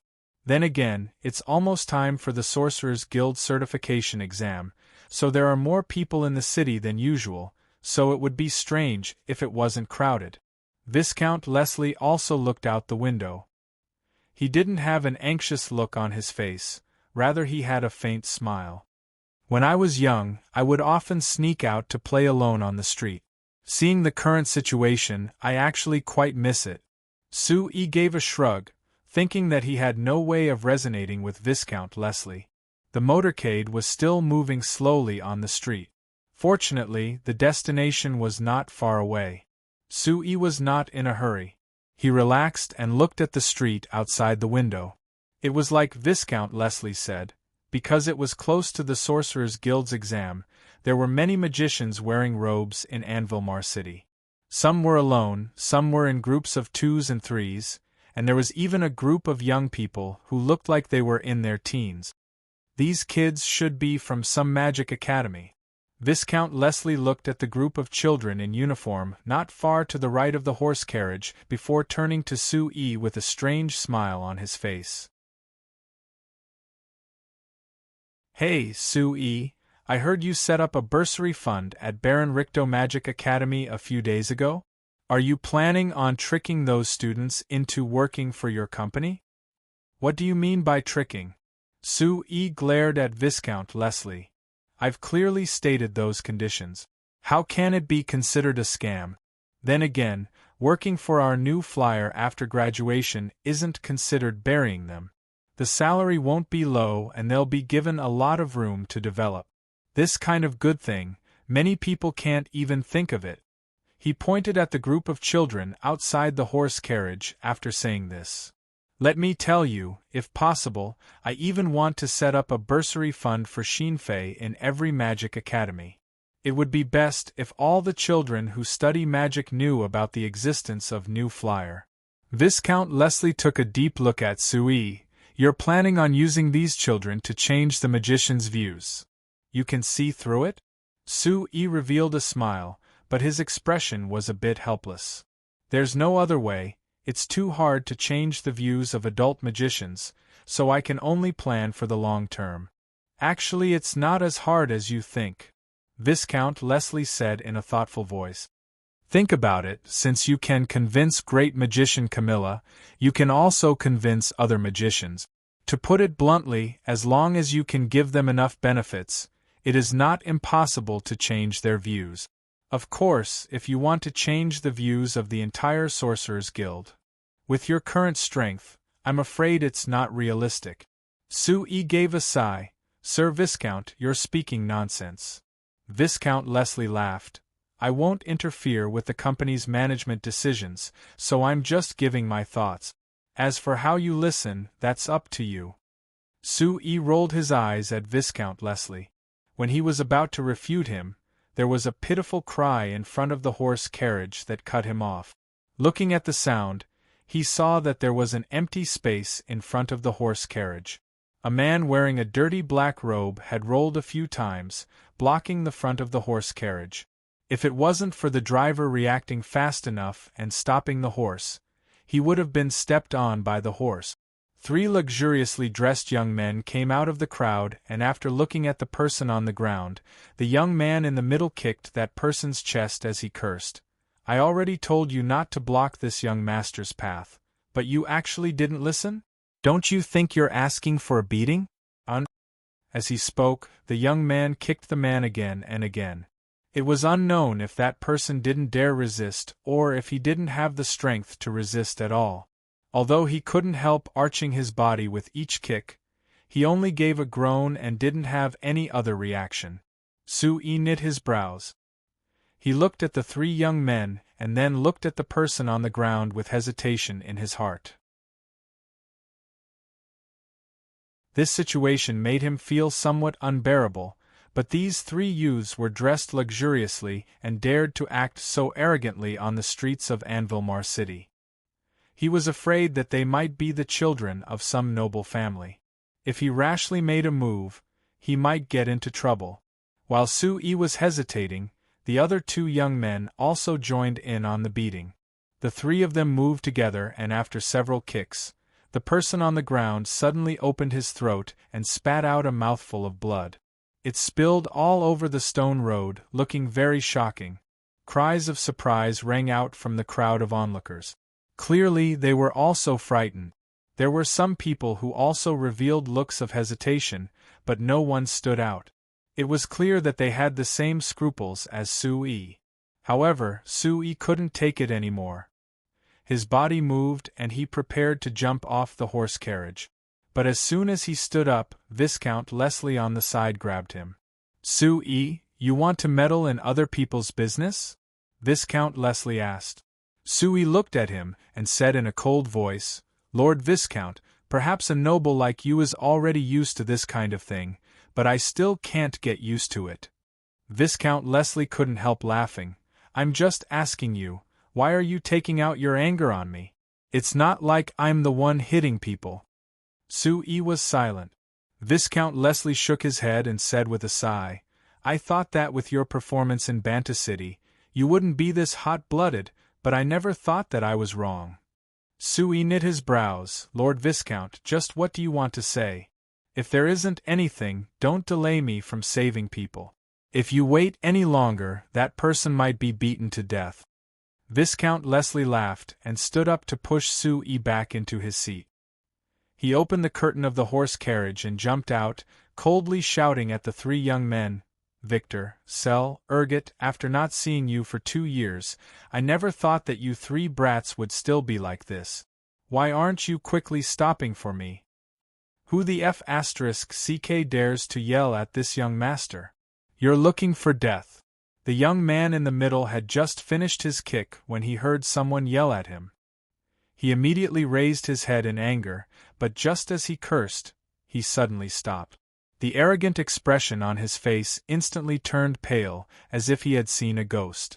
The other two young men felt something was strange and looked up at the same time.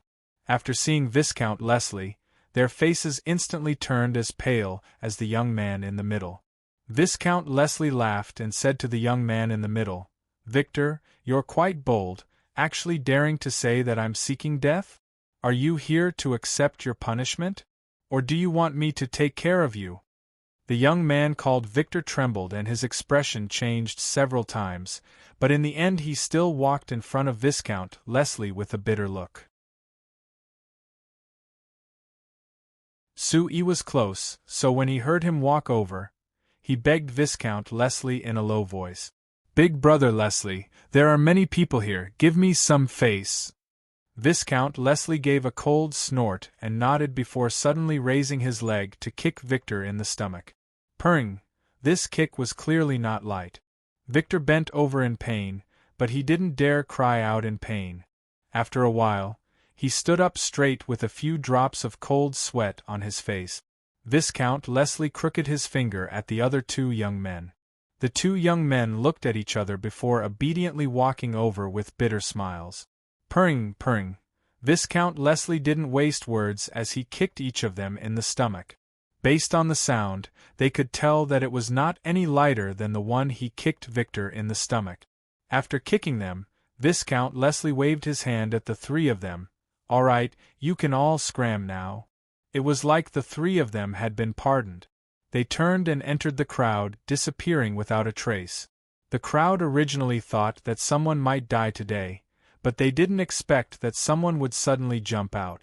The three noble young masters who were incomparably arrogant a moment ago were like mice that had seen a cat. This matter was easily resolved. Seeing that there was nothing to see, the crowd scattered, but no one cared about the person lying on the ground. Sui jumped out of the horse carriage and reached out to support that person, but he saw that person struggling to stand up. He didn't even look at Viscount Leslie, who had saved him, as he slowly dragged his body away. Viscount Leslie saw that Sui was still staring at that person's back as he left and snappily said, Hey, Sui, you wouldn't be telling me that you want to be a good person to the end and find a doctor to treat him and give him some money, right? This fellow didn't even say a word of thanks. I'm afraid he's not worth it. Sui watched that person disappear into an alley before turning around. He said with a face filled with doubt, strange, why did I feel a strange magic fluctuation from him? It wasn't like magic, but rather a magic array. Viscount Leslie was stunned. You're saying he's a magician? It can't be, right? How could a magician be in this kind of situation? Sui shook his head. Of course he didn't know the specific reason.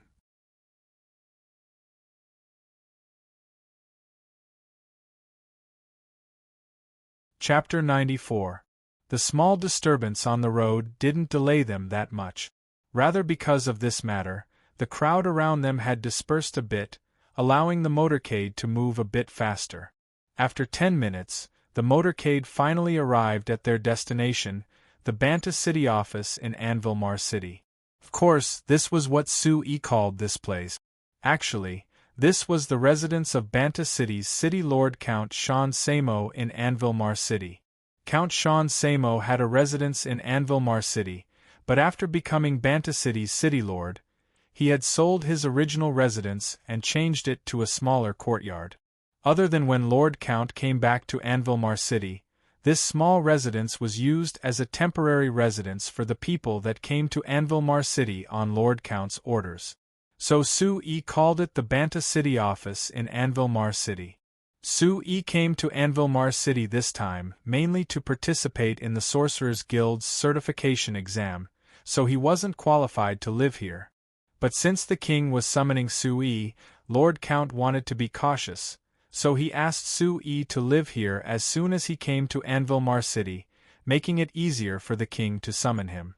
This was Sui's first time in Anvilmar City, so he wasn't familiar with this place. Of course he wouldn't reject Lord Count's suggestion. Moreover, this would make it easier for Sui to reject Baron Hannes and Viscount Leslie's help, so he wouldn't owe them another favor. The manager of the office had clearly been notified by Count Samo, so when he saw Sui's personal letter and Viscount Leslie accompanying him, he immediately warmly welcomed Sui and welcomed Sui in. But seeing the 6-horse carriages behind them, the manager and his servants were a bit surprised. These 6-horse carriages were clearly trucks, but they were tightly wrapped up, so they couldn't see what was inside at all. Based on the outside, the things inside were sharp and looked a bit fierce.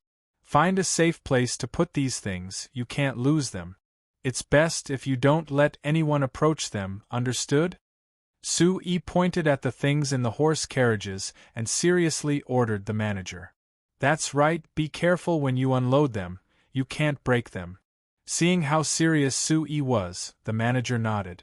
Count Samo's personal letter had requested him to treat Sui as himself. This manager was deeply trusted by Lord Count, but this was his first time seeing Lord Count give this kind of orders. Naturally he knew that this normal of a young man in front of Lord Count, so of course he was very respectful to Sui. The servants followed Sui's orders to carefully unload the goods from the other 6-horse carriages into the warehouse. Viscount Leslie rejected Sui and the manager's invitation to stay and directly left. Sui enjoyed a sumptuous lunch in the office before taking a nap.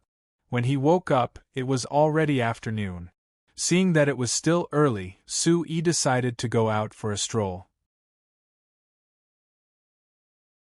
Waving his hand to reject the manager's suggestion of arranging a servant for him, Sui left the office and strolled around Anvilmar City. Of course, he wasn't just strolling around aimlessly. While walking on the street, Sui was looking around. He was different from other people strolling around. Sui's focus wasn't on the beauties on the street or the fine goods in the shop. Rather, he was looking in all directions, not letting go of a single corner. His focus was to see if there were any magic machines hidden here. According to what Sui knew, Banta City was less than 400 kilometers away from Anvilmar City.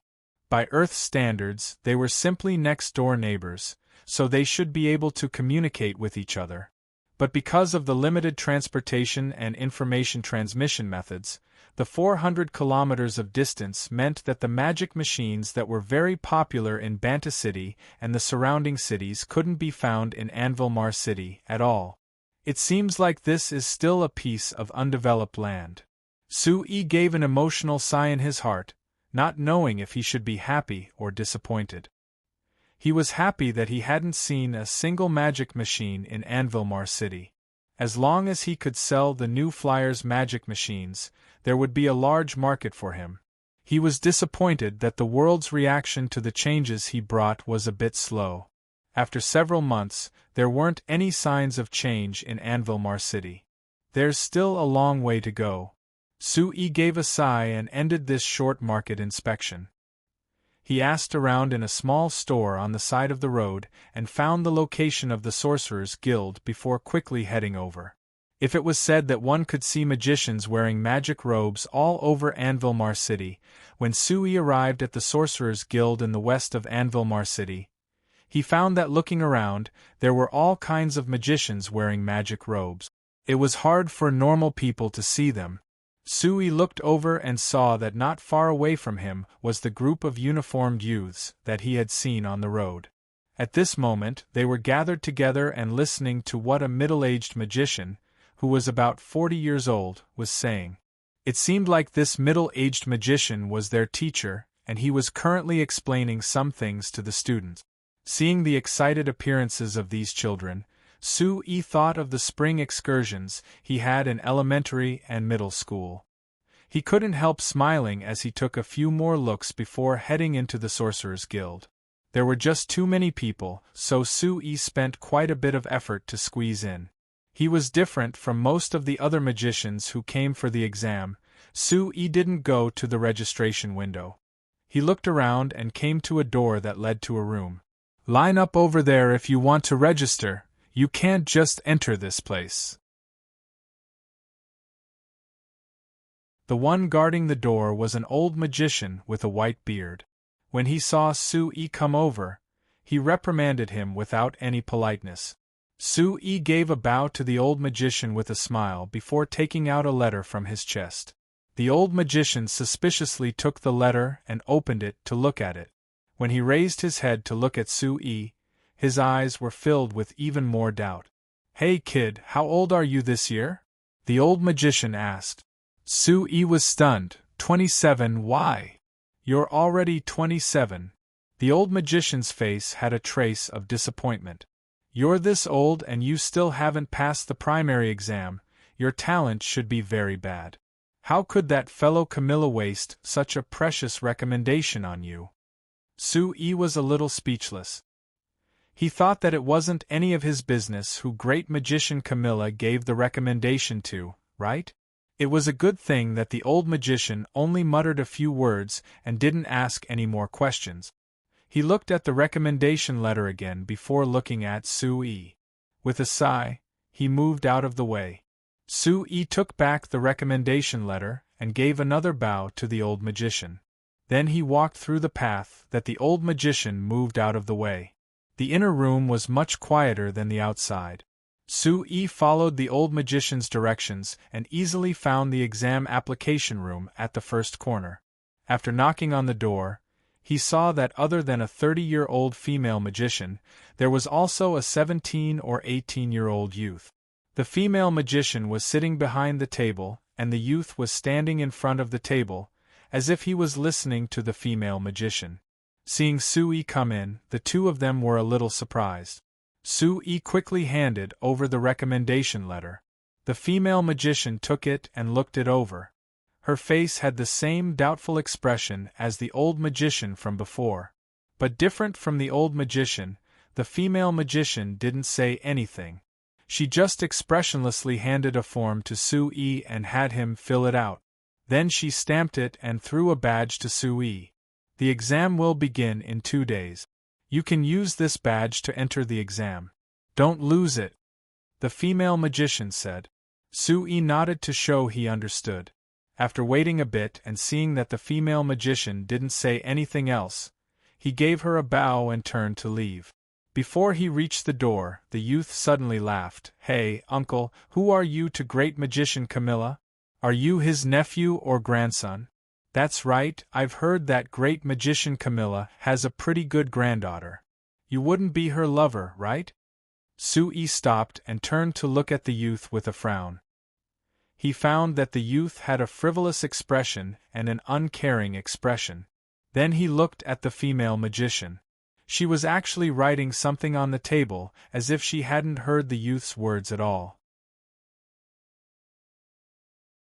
Thinking of the happy conversation between the young man and the female magician, Sui instantly understood. It seemed like the female magician had a special relationship with the youth. Sui looked at the youth with a calm expression. Why do you ask this? The youth gave a laugh. Isn't this nonsense? Uncle, you're already this old and you haven't even passed the primary grade exam. With such a low level of magic, your talent must be very bad. Even with this, you were still recommended by Great Magician Camilla. If you say that you aren't related to Great Magician Camilla, how could that be possible? So it's like this. Sui nodded. Speaking of this, for you to be able to stand here at such a young age, it seems like you have a special relationship with a great magician? Bullshit. The youth angrily said. I Aaron am a genius. Do you understand genius? Let me tell you, I passed the primary grade exam 5 years ago. As long as I pass this year's exam, I'll be a 4th grade magician. A 17-year-old 4th grade magician. For a genius like me, there are many great magicians who recommend me. How could I be like a piece of trash like you and go through the back door? Sui revealed a faint smile. Aaron, right? I admit that being able to become a 4th grade magician at the age of 17 is not bad. But young man, I have to remind you that no matter how talented a magician you are, you have to learn some manners. Otherwise, people will think that you don't have a good upbringing. After saying this, Sui no longer cared about the youth and directly left. The youth was stunned for a bit. Only then did he react and fly into a rage.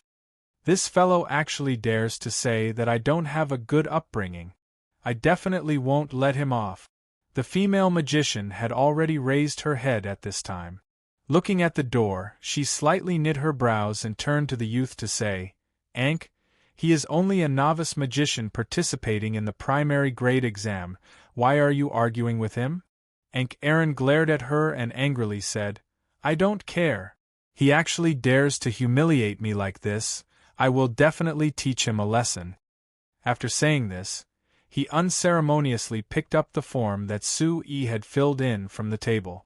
Looking over it, he said with a cold smile, Sui? This time I will make sure that you can't even pass the primary grade exam. I will let you know the consequences of humiliating this genius. The female magician had a headache as she looked at the angry Aaron. She wanted to stop him, but she knew that it was useless.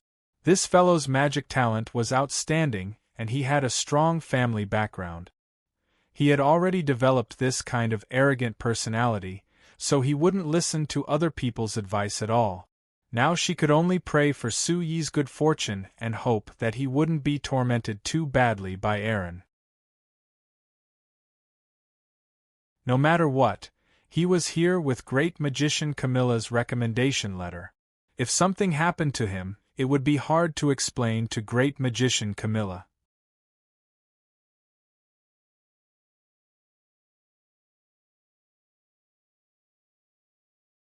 Chapter 95. Sui wasn't in the mood to argue with a youth that hadn't reached adulthood yet, so after saying this, he left the inner room of the Sorcerer's Guild. When the old magician guarding the door saw Sui come out, he actually shook his head at him. It was as if he felt that it was a pity that Great Magician Camilla had given his precious recommendation to Sui. Sui could only smile at him and couldn't explain anything. The situation in the guild hall was no different from when Sui came in. It was still crowded and noisy. But when Sui came out of the inner room, he found that there were quite a few gazes looking over at him. Only those with a special recommendation could enter the inner room and enjoy the privilege of registering first. This was something that many people were clear on, so when they saw Sui come out after going in, it naturally aroused their curiosity. It was different from the doubts in the hearts of the old magician and the female magician. The magicians that were paying attention to Sui didn't understand great magician Camilla's situation, so they were only envious or jealous that Sui could receive a special recommendation. Facing these burning gazes, Sui didn't have any intention of avoiding them. Rather, he welcomed everyone's gazes and carefully observed them. Looking at the situation in the hall, most of the magicians that came to register were young people. There were only a few magicians that looked older than Sui.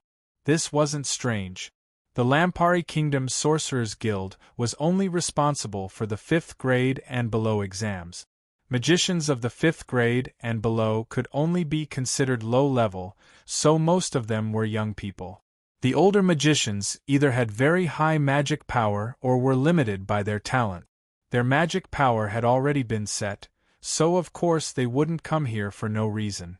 This hall was around 200 square meters. Sui estimated that there should be around 200 magicians here. Adding in the magicians outside and in Anvilmar City, there should be over 1,000 magicians in Anvilmar City. Last time when he was chatting with the great magician, Sui had curiously asked him just how many magicians there were in the Lampari Kingdom. Great Magician Camilla said that he didn't have specific numbers, but according to the Sorcerers Guild statistics from last year, there were over 5,000 magicians in the Lampari Kingdom. If they included the ones that weren't in the statistics, then this number was close to 6,000. As for the signs, the Sorcerers Guild had released a statistic 3 years ago that there were a total of 87,467 magicians on the continent. Including the ones that weren't counted, there were over 100,000 people. Of course, the magicians had a pyramid structure. Of the over 100,000 magicians in the signs, there were only 27 archmagi, 501 to 5-star great magicians, and the rest were normal magicians from the primary grade to the 9th grade. In the Lampari Kingdom, a 3-star great magician like Great Magician Camilla could already be considered a powerful magician. Most of the people in front of him were normal magicians that weren't that important. When Sui looked over these magicians, he wasn't thinking about the cruelty of the magician profession, rather he was seriously considering a problem. For a powerful magician like Great Magician Camilla, the Lampari Kingdom would provide special funds to support him, but for normal magicians under the Great Magician realm, they didn't have this kind of income. Then what did these magicians rely on to live? With what Sui had seen in Banta City, Great Magician Camilla's magic tower only had less than 20 magicians. Other than that, there were magicians hired by various companies to act as guard. Apart from that, the mages below level 5, who had the largest number of people, would not even have the chance to do so. Then for these magicians who were weak and couldn't increase their strength because of their limited talent, what was their final path? Was it really like what Steele said, finding a few companions and adventuring across the continent? It had to be known that this path was very dangerous. There were countless adventurers who died each year. Thinking of this, Sui's eyes looking at the magicians in the hall had a trace of sympathy, as well as a trace of expectation and excitement. With the development of the new flyer, the output of the 2 workshops had gradually increased.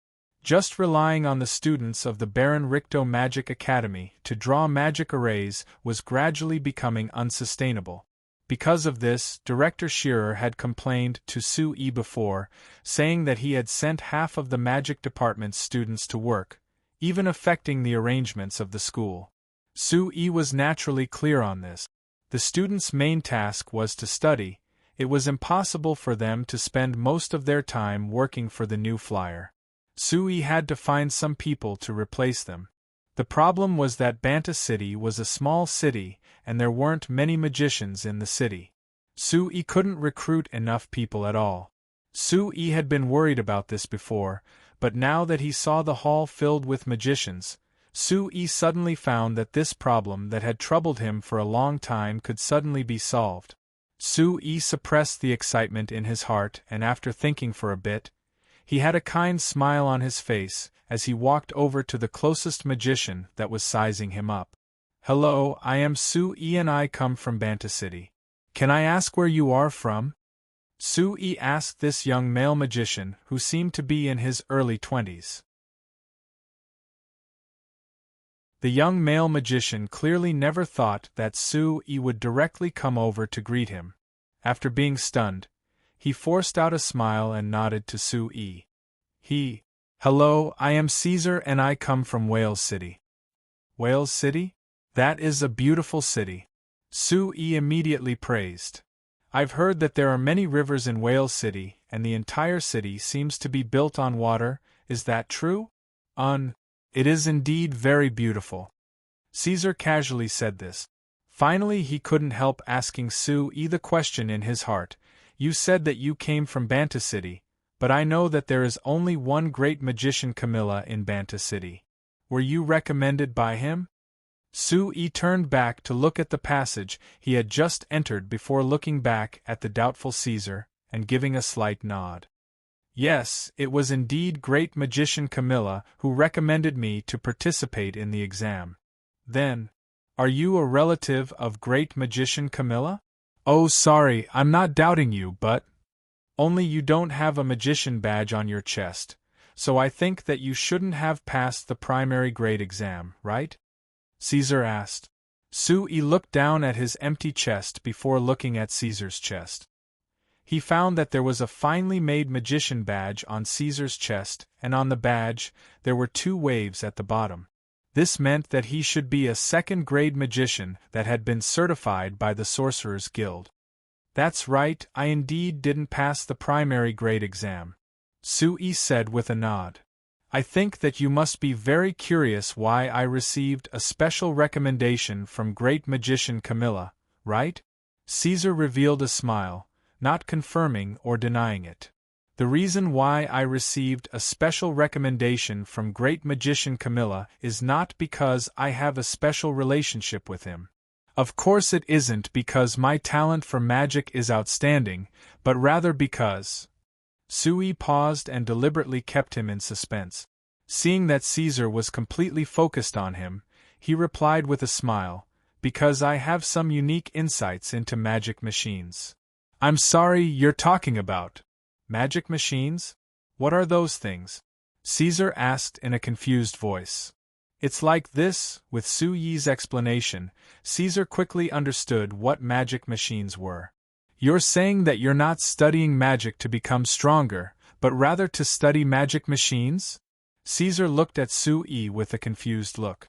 This fellow wasn't that much older than him, but he was already the chairman of a company in Banta City.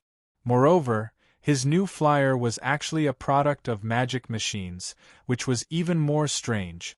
What magic machines? What could they do?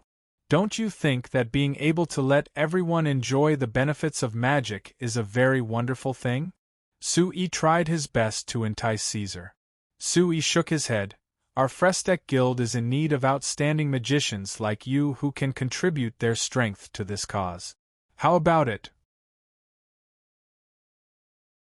Caesar, are you willing to join our company?" Caesar didn't know what kind of expression he should use to face Sui. He was only a second-grade magician. He didn't have enough strength to attract the attention of any company. Now that Sui had suddenly appeared and asked him to join this new flyer, to be honest, he was a bit moved. But when he thought of how this new flyer was in a small place like Banta City and the products it produced were all strange magic machines, he felt a bit of resistance. "I'm sorry, I want to focus on studying magic for now, my strength isn't enough." Sui suddenly stretched out a finger. 10 gold coins a month. Caesar almost choked to death on his own saliva. 10 gold coins a month? Although Caesar hadn't been invited by any company, he knew that when many companies invited magicians that they liked, they would at least give them a wage of 20 gold coins a month. Of course, magicians that could be chosen by these companies as guards weren't just weak second-grade magicians like him, they were at least fifth-grade magicians. Properly speaking, Su Yi's price was a very fair price for a second-grade magician, but Caesar still refused after hesitating a bit. Sorry, I'm not lacking money right now. Compared to making money, I prefer to make the best use of my time to improve my magic, Caesar said seriously. Caesar said with a serious look, Chairman Su, many thanks for your good intentions. If there is a possibility of cooperating in the future, I will consider your new flyer. Su Yi was disappointed in his heart, but he still had a smile on his face as he gave a slight nod. All right, since Caesar isn't willing, I won't force you. But our new flyer will always have our doors open to you. If you have any thoughts of changing, you can come to Banda City at any time, I will always welcome you. Caesar nodded with a faint smile. No matter what, he was very happy to get along with Chairman Su. After watching Caesar leave, Su Yi found that he had made a mistake. Based on what Caesar was wearing, his family background wasn't bad.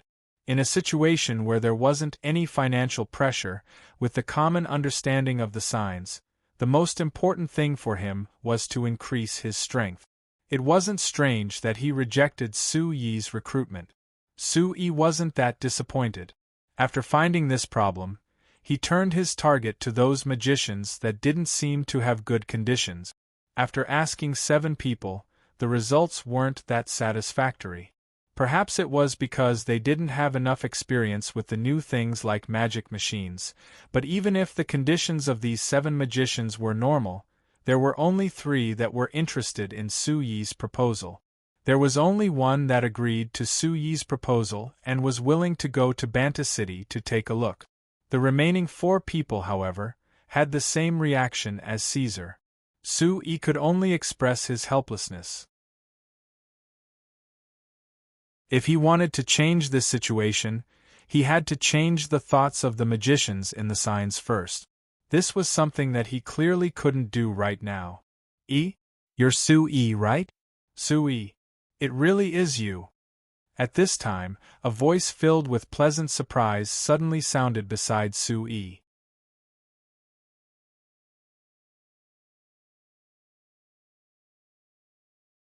Chapter 96. Su Yi turned around in a daze and found that there were 3 young people around 20 years old standing beside him at an unknown time. The one who shouted this was the red-haired young man in the middle. After a moment of surprise, Su Yi was pleasantly surprised. He punched the shoulder of the reddish-haired young man. Erwin, it's you. Why are you here too? The young man named Erwin laughed and gave Su Yi a big hug. He curled his lips and said, Are you talking nonsense? Which magician would miss an opportunity to participate in the Sorcerers' Guild's examination? Look, you're here, aren't you? At this point, Erwin looked Su Yi up and down with a surprised expression. Su Yi, you look like you're rich now, aren't you? No wonder you're here for the examination. You used to say you didn't have money every time I asked you to come. Su Yi smiled. It's all right. This Erwin was his former classmate at the Sennheiser Academy. They lived in the same dormitory. Although Su Yi was older than the others in the dormitory, he was still a young man and easily got along with them. In addition, Su Yi was more mature than the others. He was more knowledgeable and talented in magic. In the end, he almost became their leader. Thinking of his other roommates, Su Yi looked at the 2 young men beside Erwin and asked, Have you been in touch with Roy and the others after graduation? Erwin shrugged. We went our separate ways after graduation. I couldn't contact them even if I wanted to. If I didn't run into you here today, I wouldn't even know what you're doing. By the way, what are you doing now? Did you find something good? It's only been a few months and you're already rich enough to participate in the examination. Su Yi smiled but didn't answer. Instead, he looked at the 2 young men. Aren't you going to introduce your new friends to me? Oh, I almost forgot. Erwin slapped his head and pointed to the young man on the left with a strong build and a square face. They are both my adventurer companions. His name is Rooney. He then pointed to the young man on the right with a thin build and a short stature. This is Bob. Hey Rooney Bob, this is my classmate from Sennheiser. His name is a bit strange, Sui. But he's a very nice person. We used to be good friends in the academy. Rooney and Bob shook hands with Sui. Sui looked at their chests and found that the magician badge on Rooney's chest was the same as Cesar's, while Bob's only had one wave, indicating that he was only a junior magician. Erwin and Sui were the same. There was no badge on his chest that represented his rank. Seeing Sui's eyes fall on their chests, Rooney and Bob looked at Sui's chest. Seeing that there was no badge, their expressions couldn't help but become a bit strange. Erwin was keenly aware of this and quickly explained, "Hey, you two, don't underestimate Sui. Although this guy doesn't have a badge, he's very talented." When he was in the academy, he was almost a third-level magician. But every time we asked him to participate in the examination, he said that he had no money and refused. No money? Rooney and Bob looked at Sui with even more strange looks. Rooney couldn't help but ask, "Erwin, are all the students of Sennheiser like you, unwilling to participate in the examination of the Sorcerer's Guild?" "Hey, don't compare me to Sui. He has no money, but I couldn't pass in the past. This is completely different, okay?" Erwin shouted. Sui patted him on the shoulder. "That's enough. No matter what happened in the past, since you're here this time, just obediently pass. Erwin, from the looks of it, you should have the confidence to pass the second-level magician examination, right? More or less. It shouldn't be a problem," Erwin answered confidently. Then he glanced at Sui. "Don't just talk about me. When you were in the academy, you were called a rare magic genius by the teachers. I haven't seen you in half a year, so your strength must have improved a lot, right? Tell me, are you planning to directly pass the fourth-level examination this time?" Hearing Erwin's question, Rooney and Bob showed a look of interest, but they weren't too surprised. Sui looked a few years older than them, so it was normal that his magic strength was stronger than theirs. "Yes, more or less." Sui nodded casually. "That's not important. Erwin, why did you think of taking the risk? Don't you think it's dangerous?" Erwin sighed. "What can I do about it if it's dangerous? I'm not a talented fellow like you who can quickly become an adept magician and never have to worry about food and water. If I don't take the risk, what do you think I can do? With the little magic I know, I'm not even qualified to be an assistant to those great magicians." Rooney and Bob's faces darkened as well. Obviously, they were facing the same problem as Erwin. Sui's gaze swept across the faces of the three. It seemed that the problem he'd just thought of wasn't a baseless guess, but actually existed. "Erwin, what if I said there was a job that would allow you to not face danger, and you could use your free time to study magic? What's more, the job itself is related to magic, and you could improve your strength at the same time. Would you be willing to do it?" Sui asked. Erwin sneered. "Hey Sui, I haven't seen you in half a year. When did you learn to brag? How could such a good thing happen? Even if you want to comfort me, you don't have to say such fake things, do you?" On the other hand, Rooney's expression changed. He asked, "How much do you pay for this kind of job?" Sui stretched out another finger. "It depends on the situation. However, it shouldn't be less than 10 gold coins a month." 10 gold coins a month? That's not a lot. However, there's no danger and plenty of free time. "The conditions are not bad," Erwin said as he touched his chin. "Hey Sui. You make it sound pretty good, but are you kidding me? You're giving me such a good job?" Sui smiled slightly and nodded seriously. "Yes, I'm giving you the job. Hashtag. It wasn't until the moon was high in the sky that Sui returned to the office. The manager had already prepared dinner, but because Sui came back too late, it was already cold. However, thinking of how Sir Count had specially told him to treat Sui well, the manager wanted to tell the kitchen to make another meal, but this move was stopped by Sui. When he was walking around the city, Sui had already found a random street stall to take care of his dinner, so naturally he didn't need to eat anymore. Manager Ram, you don't need to worry about this in the future. I'll be eating outside a lot during this time, so I won't be eating here much. You don't need to specially save food for me in the future, Sui said to the manager. Manager Ram thought about it before nodding in agreement. Sui had arrived with Viscount Leslie today. It seemed like, other than Sir Count's special care, he had some other connections here and wasn't as normal as he seemed. That's right, Chairman Su. I've already followed Sir Count's orders and reported the news of you arriving in Anvilmar City to the Agriculture Department and His Majesty's Guards. If nothing unexpected happens, they should be notified in the next 2 days. It's best if you don't go too far from here in the next few days. If you go out, it's best if you tell me where you're going so I can find you as soon as possible, Manager Ram said. All right, I'll be careful. Sui was a bit helpless. There were no cell phones in this world, so it was a bit troublesome to find someone. After chatting with Manager Ram for a bit, Sui prepared to return to his room to rest. Walking on the road, Sui thought about his experience today, and felt quite satisfied. His initial investigation of Anvilmar City showed that this was still a blank market. As long as he waited for Baron Hannes to successfully set up Anvilmar Daily or Anvilmar Morning Post, he would be able to easily take over this market by relying on this opportunity. Compared to a small city like Banta City, Anvilmar City was without a doubt a much bigger market. Just the people that Sui saw when he went shopping today was already comparable to the people inside and outside Banta City added together. If the magic fan could sell over 10,000 units in Banta City, then a conservative estimate would be close to 50,000 units in Anvilmar City.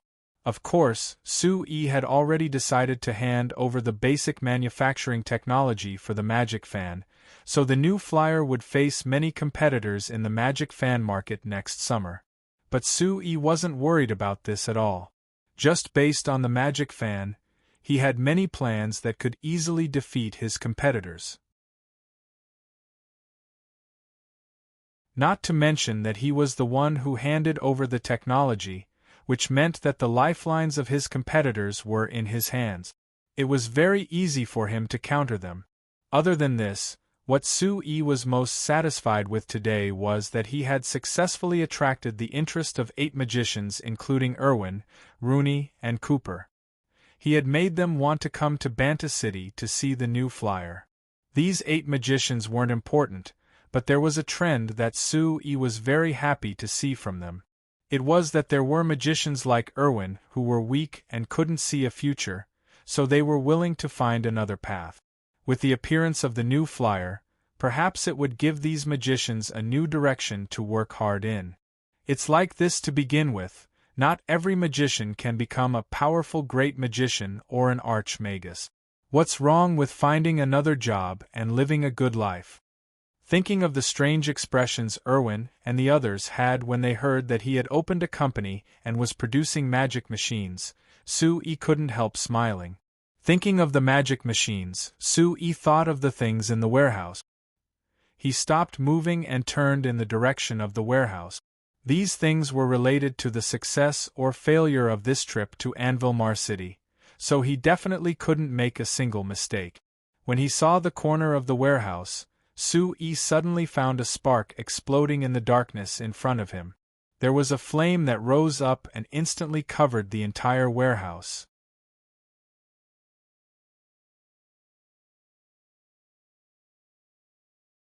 Chapter 97. The next morning, Viscount Leslie, who had rushed over after hearing the news, stood in front of the warehouse that had been burnt to a crisp with a dark look on his face. How are the losses? After a while, Viscount Leslie finally spoke to Sui beside him. I found it early, so there weren't any losses. Sui replied before slightly knitting his brows, looking a bit confused. He had personally seen the spark explode last night, instantly turning into flames that covered the entire warehouse. No matter how he looked at it, it didn't seem like a normal fire, rather it seemed like someone had deliberately set it on fire. But Sui had just arrived in Anvilmar City last night, so he didn't know many people here. Naturally, he didn't have any grudges with anyone, so why would someone suddenly make a move against the things he brought? Hearing Su Yi's questions, Viscount Leslie was silent for a bit before suddenly waving his hand. He had Manager Ram and the other servants leave. When everyone left, Viscount Leslie gave a soft sigh before saying to Su Yi, "Su Yi, I've implicated you." Su Yi was stunned. "Lord Viscount, why do you say this?" Viscount Leslie looked to the northeast outside the courtyard walls, and a bitter smile appeared on his face. "Because someone doesn't welcome me back, and this is a warning to me." Su Yi opened his mouth, but he didn't ask anything in the end. From Viscount Leslie's tone, he could tell that there were many complicated reasons involved. With Su Yi's current status, it was best if he didn't involve himself in this. "It seems like it's not safe to put these things here. How about this? I'll find a safe place to store them for you." Viscount Leslie thought about it before speaking. Su Yi shook his head. "There's no need for that. Since it's been burned once, the other side must feel that these things have been destroyed and won't make a move again.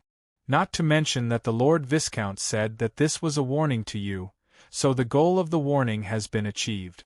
The result isn't important. I'll ask Manager Ram to strengthen the security here. It shouldn't be a problem." Viscount Leslie knit his brows. "Su Yi, these things are very important to your audience this time. Why do I feel that you're not nervous at all?" Su Yi laughed. "Before I was burned, I was indeed very nervous. But after seeing the fire yesterday, I suddenly thought it through. These things were actually not the key. What was important was the meaning of these things. Even if the things here are destroyed, it's not a problem. After all, New Flyer can produce more at any time. Unless those fellows can burn down the Frestec Chamber of Commerce, there's no meaning." Viscount Leslie couldn't help laughing. "You're quite carefree, but aren't you afraid that you won't be able to take out anything when His Majesty summons you?" "I'm scared." Su Yi nodded seriously. "So, Lord Viscount, you have to do me a favor." ####. After sending Viscount Leslie away, Su Yi returned to the warehouse. Looking at the burnt black area in front of him, Su Yi's relaxed expression gradually sank. Just now, in front of Viscount Leslie, he hadn't been completely honest. When the fire started last night, Su Yi clearly felt a trace of magic fluctuation in it. It could be seen that there was a magician hiding among the people who set the fire last night. To be able to send a magician to do something as small as setting the fire, it could be seen that the other party attached great importance to this matter. It was clear that they were determined to succeed. If it wasn't for Su Yi's timely decision to use water magic to control the fire and neutralize the destructive magic in the flames, even if the things in the warehouse weren't completely burned down, there would definitely be some damage. After thinking for a while, Su Yi walked to another room in the distance. This room was originally a guest room. Because the warehouse was destroyed, Su Yi had Manager Ram move the things in the warehouse here. Opening the door, he saw 6 strange-looking machines standing in the middle of the room. The outer shell of the black flames was mottled, looking very fierce and not very good-looking. These 6 machines were specially brought by Su Yi from Banta City. There were 6 agricultural magic machines, including the small magic harvester, the small magic plowing machine, the small magic excavator, and the small magic plowing machine. Being summoned by the king this time, Su Yi was planning on demonstrating the power of these machines to the king. The nobles of Banta City had already been conquered by these machines, so they had all placed orders with the new flyer. He believed that the king wouldn't be an exception. If the king was moved and promoted the agricultural magic machines across the Lampari kingdom, not only would the new flyer earn large amounts of profit, it would also help Su Yi realize his initial plan. Su Yi took a towel and carefully wiped the surfaces of the 6 machines. This work took a lot of time, but Su Yi wasn't assured in giving it to the servants who didn't understand these machines, so he could only do it himself. After spending half an hour, he finally finished wiping the surfaces of the 6 machines. Then he took out several magic crystals and placed them in the 6 machines, before turning on the switches to test them. When he turned on the switch of the first small magic harvester, the rake in front of it began to turn and there was the sound of footsteps that came from outside the room. Chairman Sue, Chairman Sue. Manager Ram's loud shouts came through the window. Sue turned off the small magic harvester and walked out in a confused manner. As soon as he walked out of the room, he saw Supervisor Lam leading 4 people over. The 4 of them were wearing well-made uniforms, looking like they came from the same organization. As expected, after Manager Ram introduced them, Sue learned that the 4 of them were officials from the Agriculture Department. After knowing that Sue was in Anvil City yesterday, they came to see Sue early in the morning. The leading Agriculture Department official was a middle-aged man with a bit of white hair who looked to be at least 50 years old. After hearing Manager Ram's introduction, he gave a slight nod and said, "Chairman Sue, what agricultural magic machines did you bring? Give them to us to bring back." Sue knit his brows. This Lord Fisher's tone sounded very calm, but whether it was his expression or his tone, there was a trace of disdain and indifference that couldn't be hidden at all. It was like them coming to see Sue was already giving Sue a lot of face, and it was natural for Sue to hand the things over. Sue thought that since the Agriculture Department officials had received the news the night before and came to see him the next morning, they must have placed great importance on the agricultural magic machines he brought. But looking at it now, it wasn't like this at all.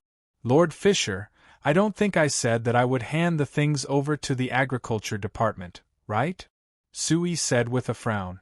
"If you don't hand them over, could it be that you want to keep them?" Lord Fisher slightly raised his voice as he looked at Sue, seeming a bit impatient. "Chairman Sue, since you've already reported that you've brought those agricultural magic machines over, of course you have to hand them over to us and let us take them back to study. If they really help improve the farmland, the Agriculture Department will definitely give your new flyer a commendation." A commendation? Sue was instantly filled with anger. He had come this time to promote the agricultural magic machines. He thought that since the king had summoned him, the Agriculture Department would place great importance on him, but he never thought that the 4 Agriculture Department officials would be this indifferent, not caring about him at all. Based on their attitude, if Sue really gave the agricultural magic machines to them to bring back, perhaps they would immediately put them on the shelf and no longer care about them. "Your Excellency, please forgive me for asking. I remember that the Agriculture Department said in my letter that they wanted me to come this time to listen to the Farmland Transformation Plan and the Farmer Support Plan for our new flyer. They didn't say that they wanted me to hand over the magic machines, right? Other than that, I never said that I would bring the agricultural magic machines, so how did you know about this?" Sue looked at Lord Fisher as he asked this. Lord Fisher's eyes sparkled a bit before he looked at Sue and raised his voice to say, "Chairman Sue, this isn't something you should ask.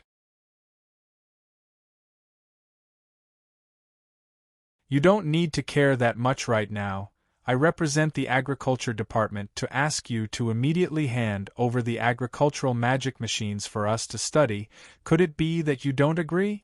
Sue looked over the 3 Agriculture Department officials beside Lord Fisher and found that they also had fierce looks. It was like if Sue dared not agree, they would immediately charge forward to make a move. Seeing the appearance of the 4 of them, Sue fell into thought. He wasn't afraid, he just felt that there was something strange about this. If the Agriculture Department didn't care about him, they wouldn't have come this early. If they did care about him, why would they have this kind of attitude? Thinking about it, Sue shook his head. "Your Excellency, I'm afraid I can't agree to your request. I have other uses for these machines, and if I give them to you, it will disrupt my plans." Lord Fisher's face sunk and he said with a cold snort, "Disrupt your plans?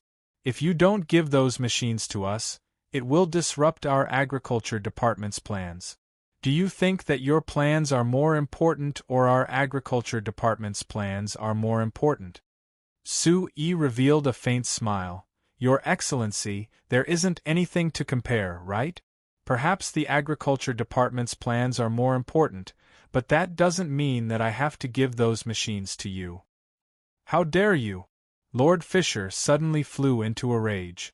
He pointed a finger at Sue-Yi's nose and shouted, Sue-Yi, you're just a small merchant. How dare you go against our agriculture department's orders? Do you know that if it weren't for your Chamber of Commerce's farmer support plan, you wouldn't even have the right to talk to me? Sue-Yi frowned. He grabbed Lord Fisher's finger and pressed it down. He maintained a calm tone as he said, Your Excellency, if you continue to maintain this attitude, I think this is the end of our conversation. Sue-Yi's calm tone immediately angered the other 3 officials from the Agriculture Department. This angered Lord Fisher even more. However, he was older and more mature. He raised his hand to stop his 3 companions from rushing over. He looked at Sue-Yi and said seriously, Chairman Sue, are you really going to disobey the orders of the Agriculture Department?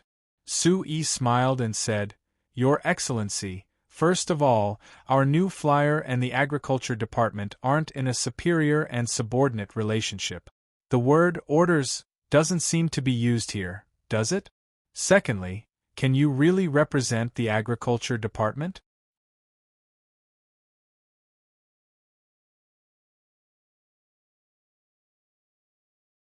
Chapter 98.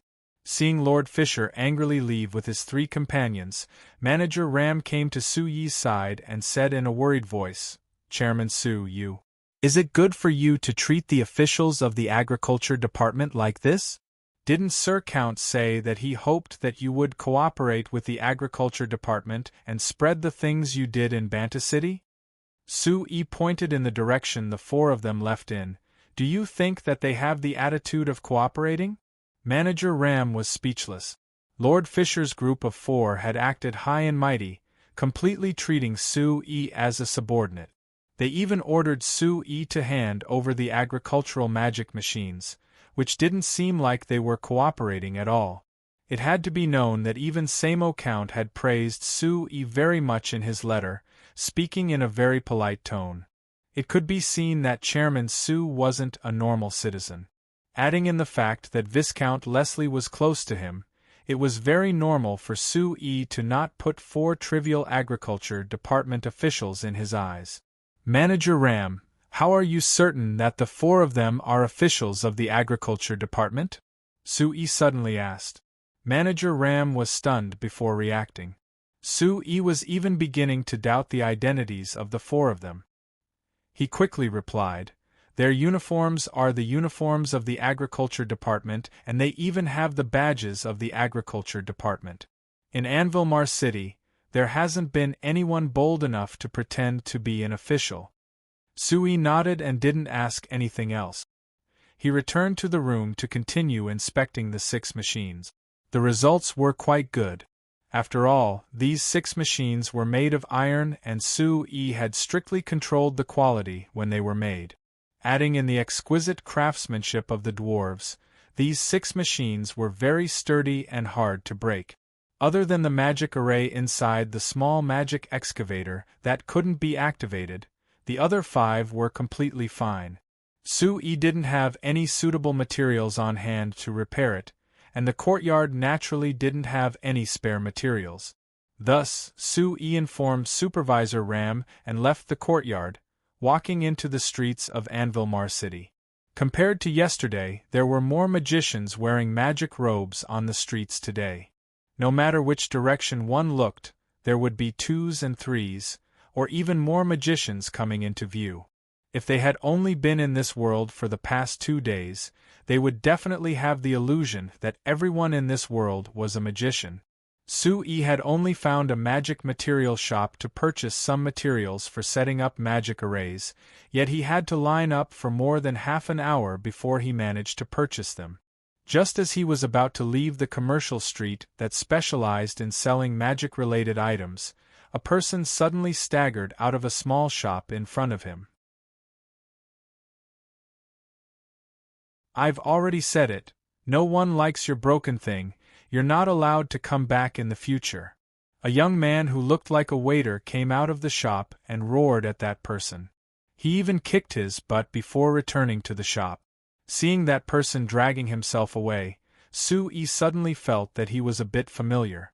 After thinking for a while, Sue finally remembered. This person was the fellow he had saved when he arrived in Anvilmar City yesterday. Seeing him limp out of the commercial street, Sue's heart skipped a beat and he followed him. After that person left the commercial street, he turned into an alley and found a secluded corner. He didn't care about the cold stone floor and sat down. Then he took out a black thing that seemed like bread from his chest and slowly chewed on it. He was clearly very hungry, but he ate very slowly.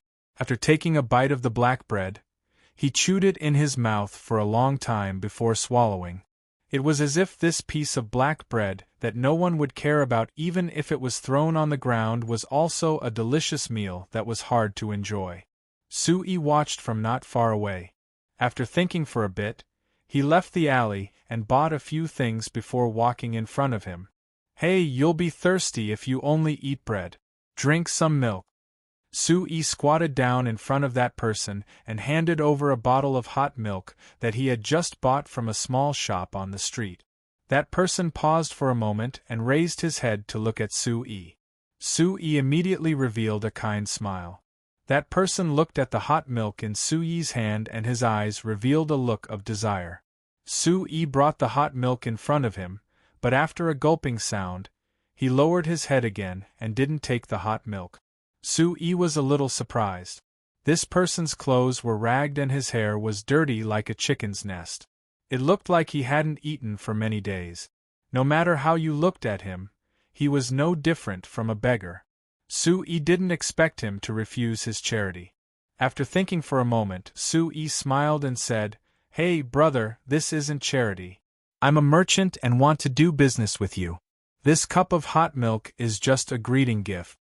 That person raised his head again, a puzzled look on his dirty face. Sue pointed at his chest and said, "I saw you come out of that shop just now. From what the shop assistant said, you should want to sell this thing in your arms to that shop, right?" "Oh, right, besides being a merchant, I'm also a magician. I can feel that the magic array attached to that thing in your arms is very strange. I'm very interested in it. Can you show it to me? If I'm satisfied with it, I can buy it." That person hesitated for a moment, then suddenly reached out and took the hot milk in Sue's hand and drank it in one gulp. The temperature of this cup of hot milk was quite high. He immediately burned himself quite badly. Sue patiently waited for him to recover, then handed over the food he had prepared in his other hand. That person didn't refuse this time. He took the food and wolfed it down. After drinking the hot milk until there wasn't a drop left and swallowing the food, the person let out a long sigh. Then he looked at Sue and finally said, "You want to buy it?" Perhaps it was because he didn't have many opportunities to talk to people, but although it was only 3 words, it was very difficult for him to say. Sue shook his head and said, "I'm not sure if I'll buy it or not. I'm a merchant. Before seeing the real thing, I won't make a decision easily. Of course, if my intuition isn't wrong, I should buy it." That person nodded. He reached into his chest and took out a round crystal ball and handed it over. Sue took the crystal ball and carefully looked at it. He found that this crystal ball didn't look any different from a child's toy.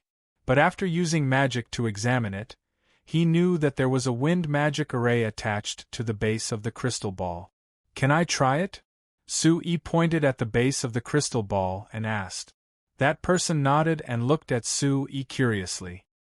He seemed to want to see what he was going to do. Sue concentrated his mind and a trace of magic entered the base of the crystal ball from his palm.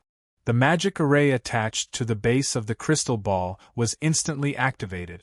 A breeze blew out from the base of the crystal ball, which was used to represent the snowflakes in the crystal ball. Suddenly, the crystal ball seemed to be filled with flying snow. At first, there was nothing strange. The base of the crystal ball was constantly blowing out a steady breeze through the wind magic array. It was no different from an ordinary magic array. But after a while, the wind blowing from the base of the crystal ball suddenly changed. It went from blowing upwards to blowing diagonally upward. The debris that had been blown into the air suddenly danced in the Shinfei because of the change in wind direction. They danced wildly in the crystal ball, causing the originally stable scene in the crystal ball to turn into a scene of a blizzard. After a while, the magic array on the base of the crystal ball suddenly stopped blowing out the breeze. The floating debris naturally fell back down. When the debris had completely fallen, the magic array on the base of the crystal ball was activated again. This time, it only spurted out a stream of air from different places on the base of the crystal ball like a fountain. It didn't blow continuously. Thus, the debris that covered the base of the crystal ball suddenly exploded upward with each spurt of air and then fell back down. The frequency of the spurts on the base of the crystal ball was sometimes fast and sometimes slow. Sometimes, only one spurt of air spurted out. Sometimes, the entire base of the crystal ball spurted out. The debris in the crystal ball flew all over the sky. It was a beautiful and spectacular sight. This process lasted for about 2 minutes. The base of the crystal ball returned to its original state of blowing a breeze upward. Sui withdrew his magic and the crystal ball returned to normal. This process will be repeated in the future, right? Sui raised the crystal ball as he asked that person this question. That person's expression was a bit surprised. He nodded and asked back, "You can see through it?" Sui revealed a smile. He looked back at the crystal ball in his hand and his eyes gradually began to burn. This crystal ball didn't seem that strange. But Sui was very clear that the wind-attributed magic array on the base of the crystal ball was enough to create a revolution. Before this, whether it was the magic arrays that Sui had learned or touched, they had all been determined when the magic array was placed. Moreover, the effect was all single and wouldn't change at all. For example, the revolving wind array used by the magic fan. When it was placed at the base of the magic fan, it was determined how strong the wind was. Then it was used to move the fan blades and the speed of the fan blades was fixed, as was the wind that blew out. As for the second generation variable speed magic fan, there were actually 3 different revolving wind arrays placed at the base of the magic fan.